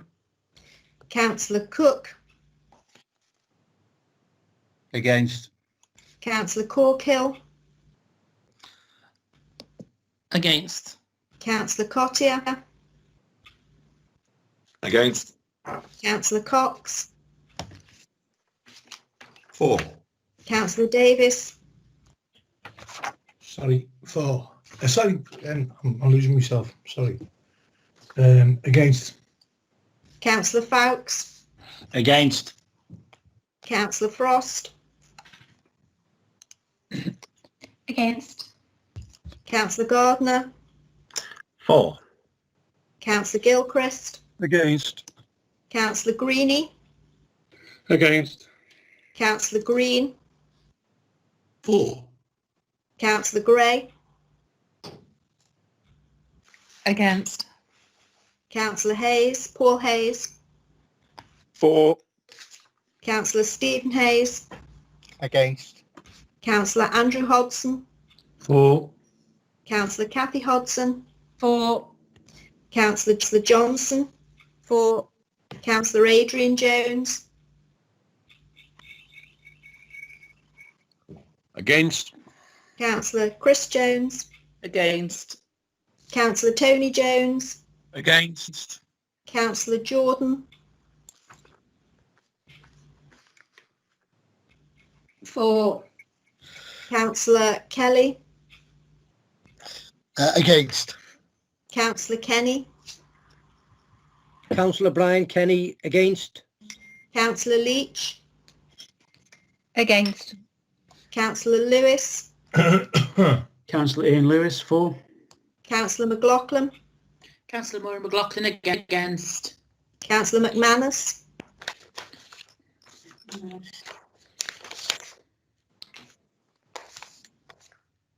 Sorry, Councillor McManus against. Councillor Mitchell, Against. Councillor Muspratt, Against. Councillor Nolan, Councillor Nolan against. Councillor Norbury, Against. Councillor Povall, For. Councillor Rennie, Councillor Rennie, for. Councillor Robinson, Against. Councillor Rowlands, For. Councillor Smith, Abstain. Councillor Spoor, Against. Councillor Spriggs, Against. Councillor Stapleton, Against. Councillor Stewart, Against. Councillor Sullivan, Mike Sullivan against. Councillor Walsh, Councillor Walsh against. Councillor Whittingham, Against. Councillor Irene Williams, Against. Councillor Jerry Williams, Against. Councillor Steve Williams, For. Councillor Williamson, Councillor Williamson, Against. Councillor Wood, Councillor Gillian Wood against. and Councillor Wright. For. Thank you, members.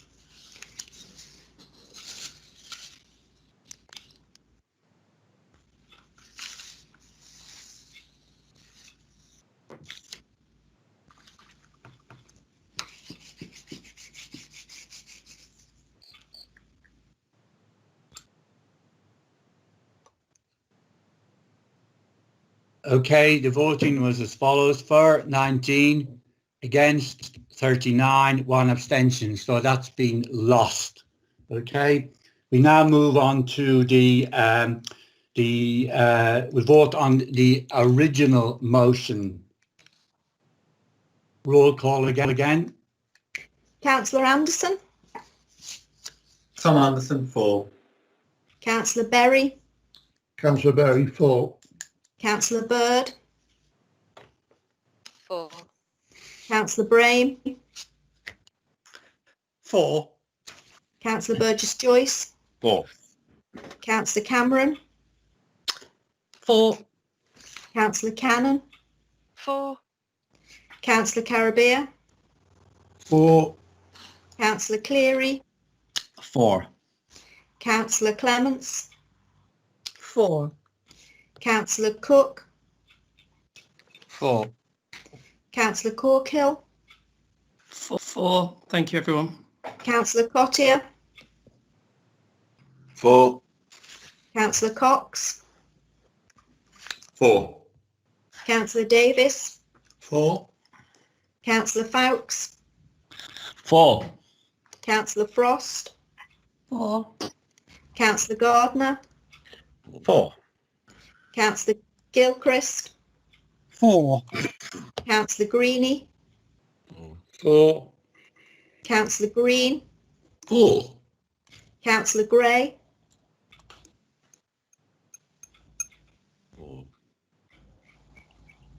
Councillor Gray, Sorry, 4. Councillor Paul Hayes, 4. Councillor Stephen Hayes, 4. Councillor Andrew Hodson, 4. Councillor Kathy Hodson, 4. Councillor Johnson, 4. Councillor Adrian Jones, 4. Councillor Chris Jones, 4.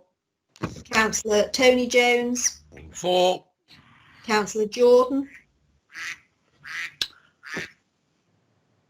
4. Councillor Kelly, 4. Councillor Kenny, Councillor Brian Kenny, 4. Councillor Leech, Councillor Leech, 4. Councillor Lewis, Councillor Ian Lewis, 4. Councillor McLaughlin, Councillor Moira McLaughlin, 4. Councillor McManus, Councillor McManus, 4. Councillor Mitchell, Councillor Mitchell, 4. Councillor Muspratt, 4. Councillor Nolan, Councillor Nolan, 4. Councillor Norbury, 4. Councillor Povall, 4. Councillor Rennie, 4. Councillor Robinson, 4. Councillor Rowlands, Councillor Rowlands, 4. Councillor Smith, Abstain. Councillor Spoor, 4. Councillor Spriggs, 4. Councillor Stapleton, Councillor Stapleton, 4. Councillor Stewart, Councillor Paul Stewart, 4. Councillor Sullivan, Mike Sullivan, 4. Councillor Walsh, Councillor Walsh, 4. Councillor Whittingham, 4. Councillor Irene Williams, 4. Councillor Jerry Williams, 4. Councillor Steve Williams, 4. Councillor Williamson, 4. Councillor Wood, Councillor Gillian Wood, 4. Councillor Wright. 4. Thank you, members.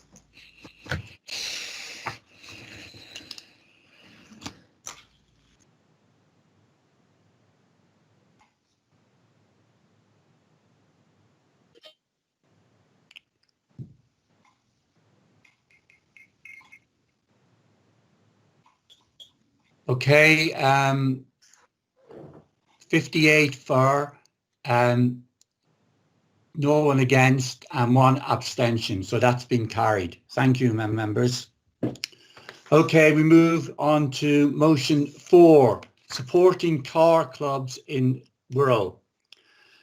I wish to, members, I've been informed that in accordance with Standing Order 15.7, alteration of motion, Councillor Cleary wishes to make a minor alteration to his motion with the consent of the meeting.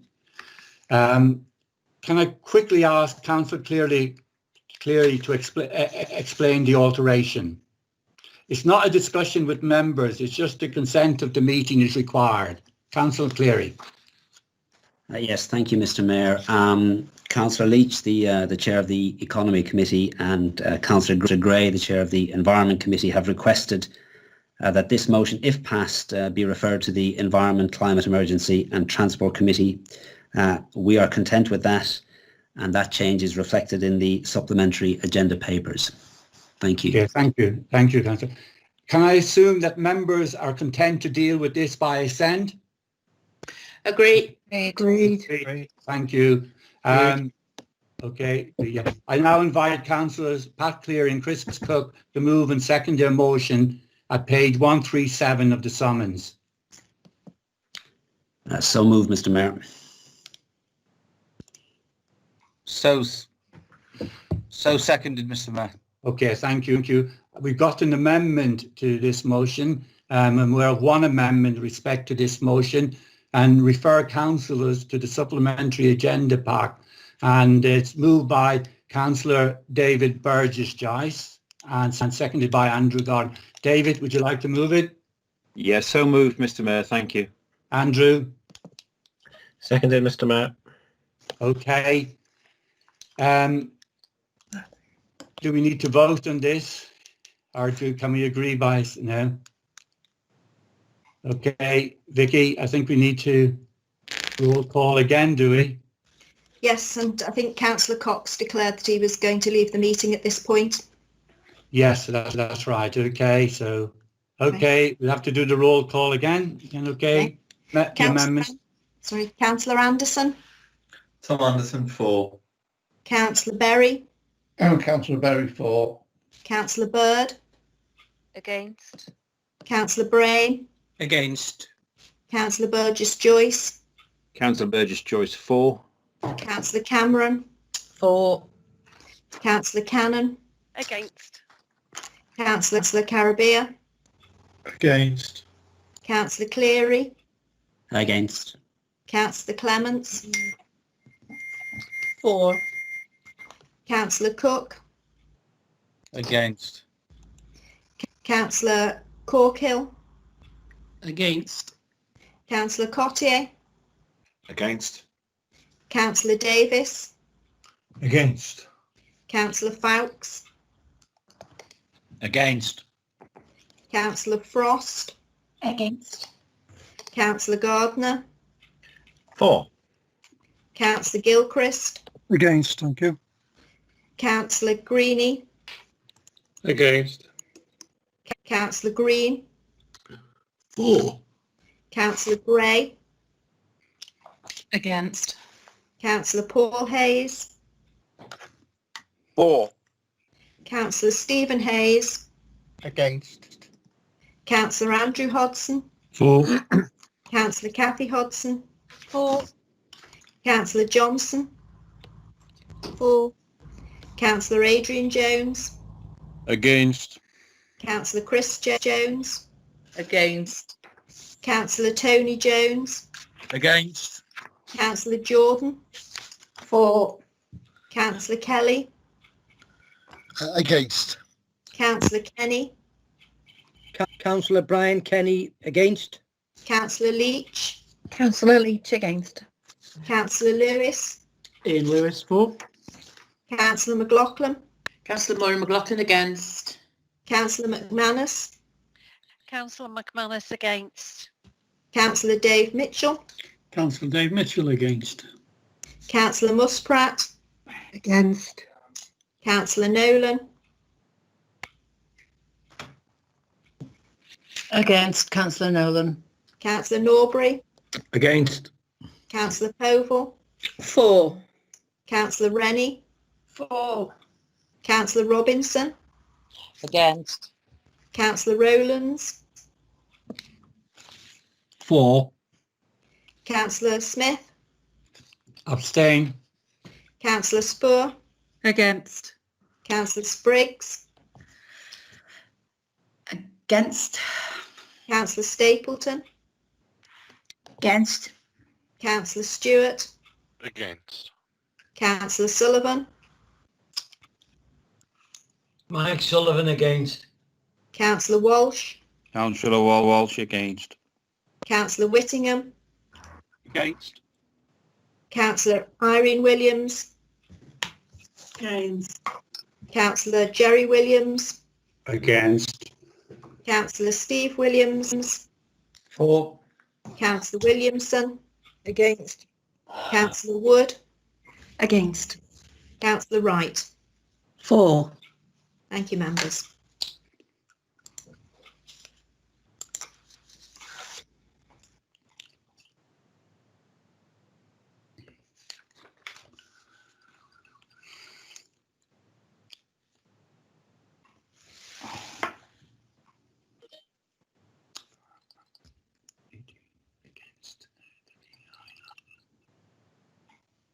Okay, the voting is as follows. For 18.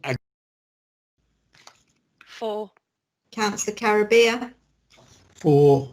Councillor Cleary. For. Councillor Clements. Against. Councillor Cooke.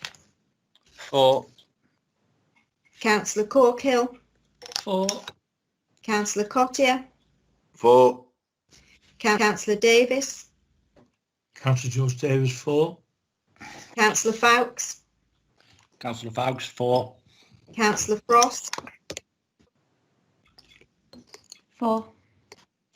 Councillor Gardner. Against. Councillor Gilchrist. For. Councillor Greaney. For. Councillor Green. Against. Councillor Gray. For. Councillor Hayes, Paul Hayes. Against.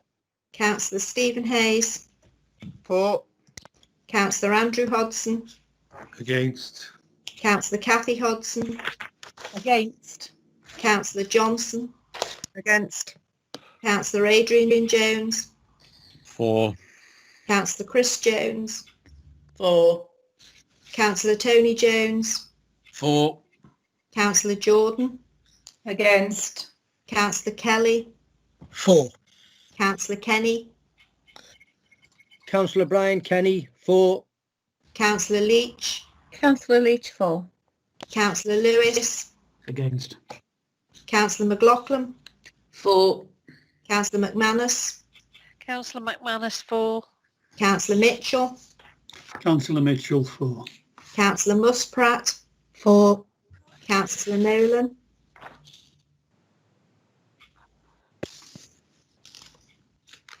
Councillor Nolan. Councillor Nolan for. Councillor Norbury.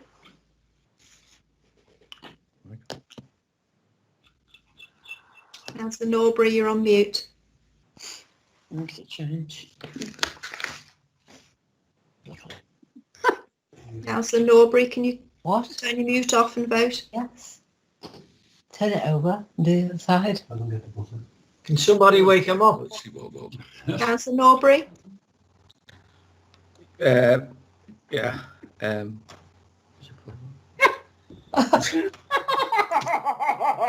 on, Tony. Move on. Yeah.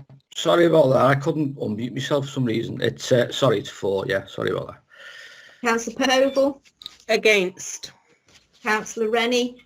Against. Councillor Robinson. Councillor Robinson for. Councillor Rowlands. Against. Councillor Smith. Abstain. Councillor Spoor. For. Councillor Spriggs. For. Councillor Stapleton. For. Councillor Stewart. For. Councillor Sullivan. Mike Sullivan for. Councillor Walsh. Councillor Walsh for. Councillor Whittingham. For. Councillor Irene Williams. Councillor Jerry Williams. For. Councillor Steve Williams. Against. Councillor Williamson. For. Councillor Wood. For. Councillor Wright. Against. Thank you, members.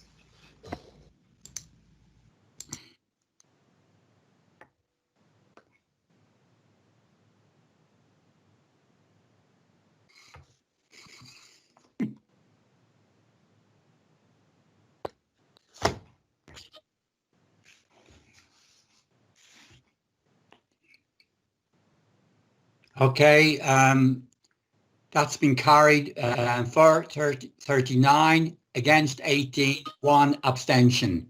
Okay, so that's been carried. Can I just indulge you for a while? Can I just go and get myself a glass of water? Take me literally 1 minute before we move on to motion 5.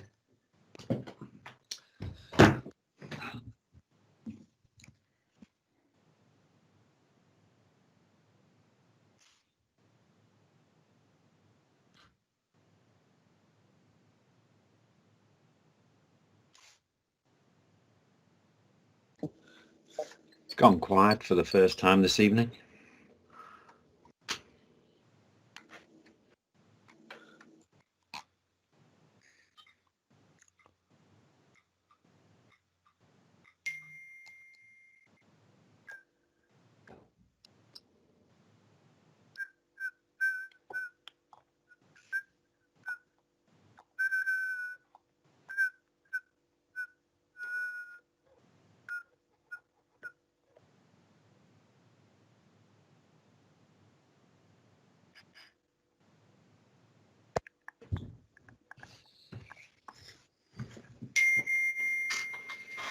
Okay, thank you, everyone.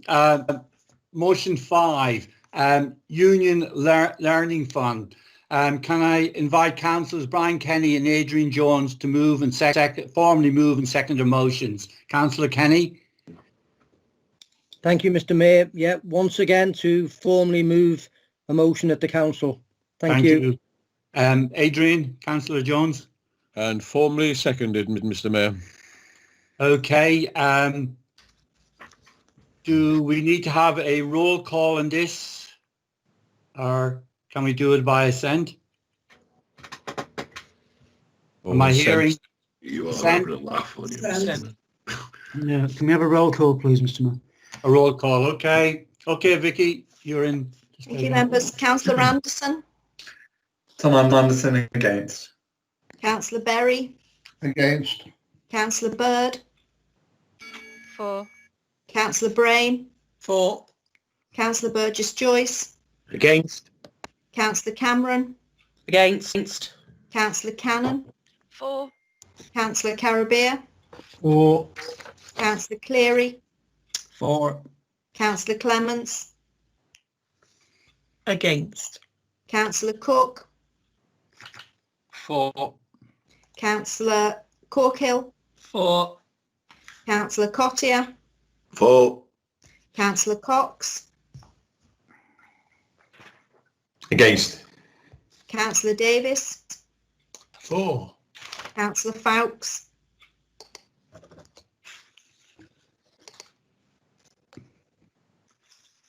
Councillor Foulkes.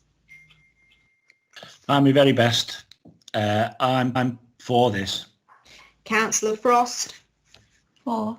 Councillor Gardner.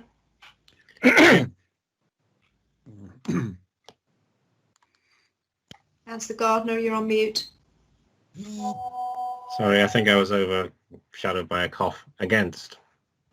Councillor Gilchrist. For. Councillor Greaney. For. Councillor Green. Against. Councillor Gray. For. Councillor Hayes, Paul Hayes. Against. Councillor Steve Hayes. For. Councillor Andrew Hodson. Against. Councillor Kathy Hodson. Against. Councillor Johnson. Against. Councillor Adrian Jones. For. Councillor Chris Jones. For. Councillor Tony Jones. For. Councillor Jordan. Against. Councillor Kelly. For. Councillor Kenny. Councillor Brian Kenny for. Councillor Leech. Councillor Leech for. Councillor Lewis. Against. Councillor McLaughlin. Councillor McLaughlin for. Councillor McManus. For. Councillor Mitchell. For. Councillor Muspratt. For.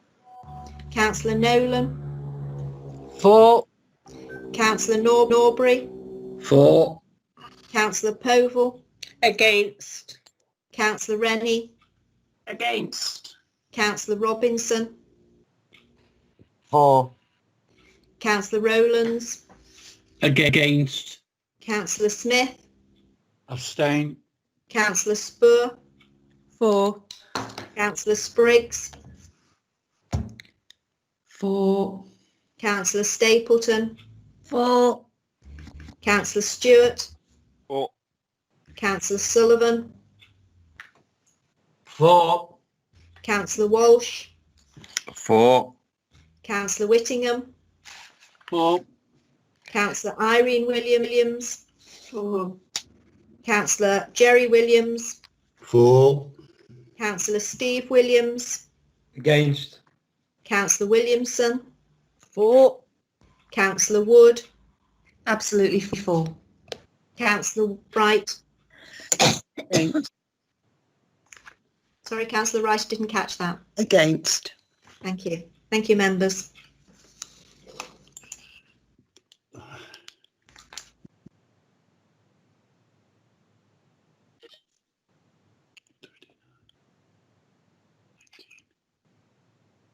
Okay, the voting is as follows. For 39, against 19, one abstention. So that's been carried. Okay, thank you, members. We'll now move on to motion 6. It's time to put new arrangements in place. Right. I'll invite councillors Phil Gilchrist and Dave Mitchell to formally move and second a motion on page 140 of the summons. Phil? Thank you, Mr. Mayor. So move. Can I draw your attention to a comment in the chat box from me when it's convenient on the acceptance of the amendment? Thank you. Okay, thank you. Formally second, Mr. Mayor, and I concur with the fellow. We accept the Conservative amendment. Okay, we do have an amendment, as you've mentioned, moved by Councillors Leslie, Rennie and Mike. Obviously Mike is not here. Leslie and... Yes, thank you, Mr. Mayor. Formally moved and happy that the amendment is taken as a friendly one. Thank you. Okay. And Mr. Mayor, Councillor Burgess-Joyce seconding that amendment. Thank you. Okay, thank you. Okay. So can we move to vote on this? Can we? Mr. Mayor, if that amendment is accepted, then we can vote on the motion as amended. As amended, right, the motion as amended. Do we want to do that by assent or? Assent. Yes, please, Mr. Mayor. Assent. Assent. Oh. Mr. Mayor. Okay, assent. Okay. So yes, that's been carried then by assent. Thank you, members. Okay. We'll now move on to motion 7, tackling child poverty and deprivation on Wirral. And I now invite councillors Kate Cannon and Paul Stewart to move and second their motion at page 141 of the summons. Councillor Cannon, Kate. Formally moved, Mr. Mayor. And Paul. Seconded, Mr. Mayor. Okay, thank you. Right, okay. We have one amendment in respect to this motion for our councillors to the supplementary agenda pack, and it's moved by councillors Mara McLaughlin and Mike Sullivan. Do you want to formally move that, Councillor Yeah, McLaughlin? formally moved, Mr. Mayor. And Mike, Councillor Sullivan, sorry. Seconded, Mr. Mayor. Okay. Okay, so we'll vote first of all on the amendment. Okay. Thank you, members. Councillor Anderson. Tom Anderson for. Councillor Berry. Councillor Berry for. Councillor Bird. Against. Councillor Brame. For. Councillor Burgess-Joyce. Councillor Burgess-Joyce for. Councillor Cameron. Helen Cameron for. Councillor Cannon. Against. Councillor Carubia. For. Councillor Cleary, Against. Councillor Clements, They're against it because. 4. Councillor Cooke, Against. Councillor Corkhill, 4. Councillor Cottier, Against. Councillor Cox, 4. Councillor Davies, Against. Councillor Foulkes, Against. Councillor Frost, Against. Councillor Gardner, Oh. Councillor Gilchrist, 4. Councillor Greaney, Against. Councillor Green, Jeff Green, 4. Councillor Gray, Against.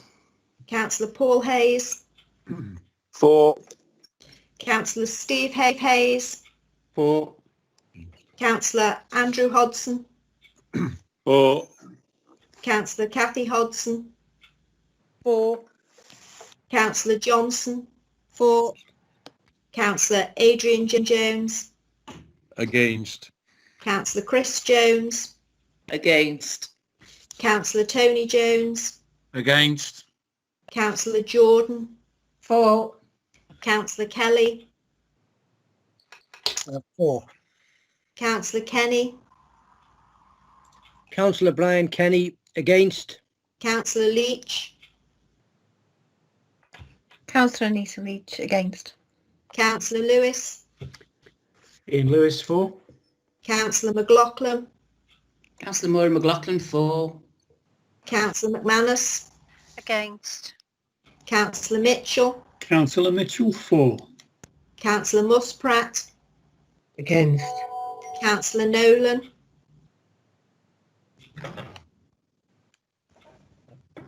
Sorry. Councillor Nolan, Councillor Nolan, 4. Councillor Norbury, Against. Councillor Povall, 4. Councillor Rennie, 4. Councillor Robinson, Against. Councillor Rowlands, 4. Councillor Smith, Abstain. Councillor Spoor, Against. Councillor Spriggs, Against. Councillor Stapleton,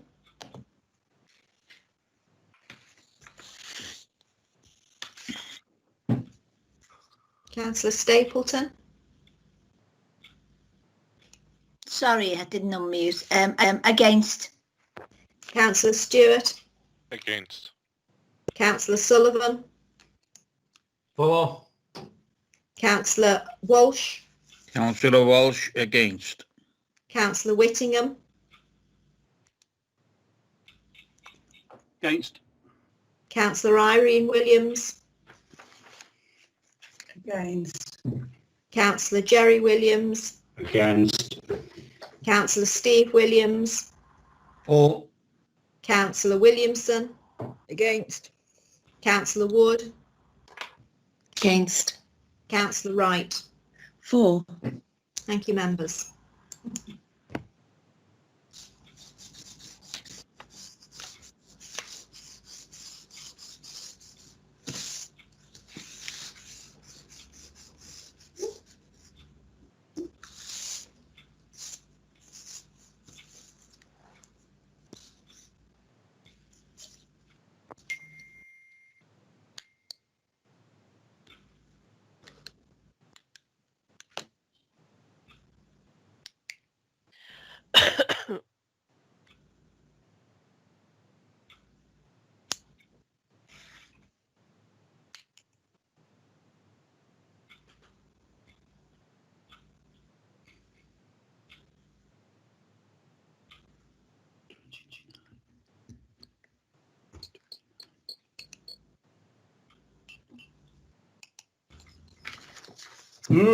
Right. The voting is as follows. For 29, for against 29, 1 abstention.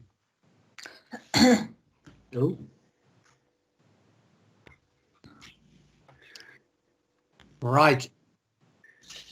Direct me, Vicky, on this. Normally in the situation where the votes are equal, the mayor would have the casting vote. Right. I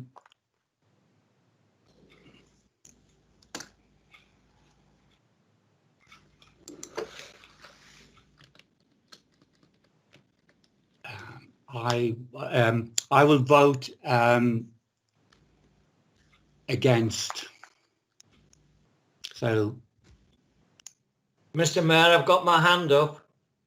right, Mike. Thank you. Mr. Mayor, I'd like to call on all the council leaders. This is, along with climate change, the biggest issue facing the planet. Mike, I don't think, no. What I'd like to, Mr. Mayor, what I'd like to say, what I would like to say.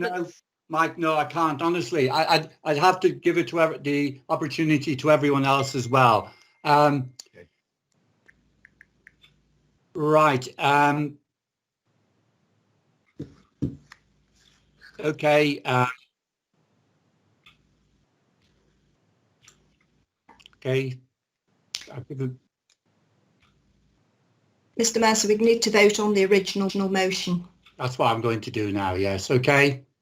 Okay. So roll call again on the original motion. Okay, Vicky. Okay. Councillor Anderson. Tom Anderson, 4. Councillor Berry. 4. Councillor Bird. 4. Councillor Brame. 4. Councillor Burgess-Joyce. 4. Councillor Cameron. 4. Councillor Cannon. 4. Councillor Carubia. 4. Councillor Carubia. Sorry, sorry. So I get 2 votes.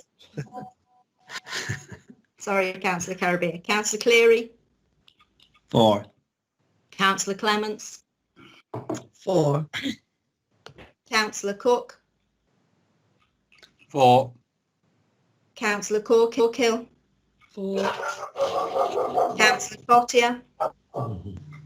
4. Councillor Foulkes. 4. Councillor George Davies. 4. Councillor Foulkes. 4. Councillor Frost. 4. Councillor Gardner. 4. Councillor Gilchrist. 4. Councillor Greaney. 4. Councillor Green. 4. Councillor Bray. Congratulations on Nolan on a brave vote. Councillor Bray. 4. Councillor Paul Hayes. 4. Councillor Steve Hayes. 4. Councillor Andrew Hodson. 4. Councillor Kathy Hodson. 4. Councillor Johnson. 4. Councillor Adrian Jones. 4. Councillor Chris Jones. 4. Councillor Tony Jones. 4. Councillor Jordan. 4. Councillor Kelly. 4. Councillor Kenny. Councillor Brian Kenny, 4. Councillor Leech. Councillor Leech, 4. Councillor Lewis. 4. Councillor McLaughlin. 4. Councillor McManus. 4. Councillor Mitchell. 4. Councillor Muspratt. 4. Councillor Nolan. 4. Councillor Norbury. 4. Councillor Povall. 4. Councillor Rennie. 4. Councillor Robinson. 4. Councillor Rowlands. 4. Councillor Smith. Abstain. Councillor Spoor. 4. Councillor Spriggs. 4. Councillor Stapleton. 4. Councillor Stewart. 4. Councillor Sullivan. 4. Councillor Walsh. 4. Councillor Whittingham. 4. Councillor Irene Williams. 4. Councillor Jerry Williams. 4. Councillor Steve Williams. 4. Councillor Williamson. 4. Councillor Wood. 4. Councillor Wright. 4. Thank you, members.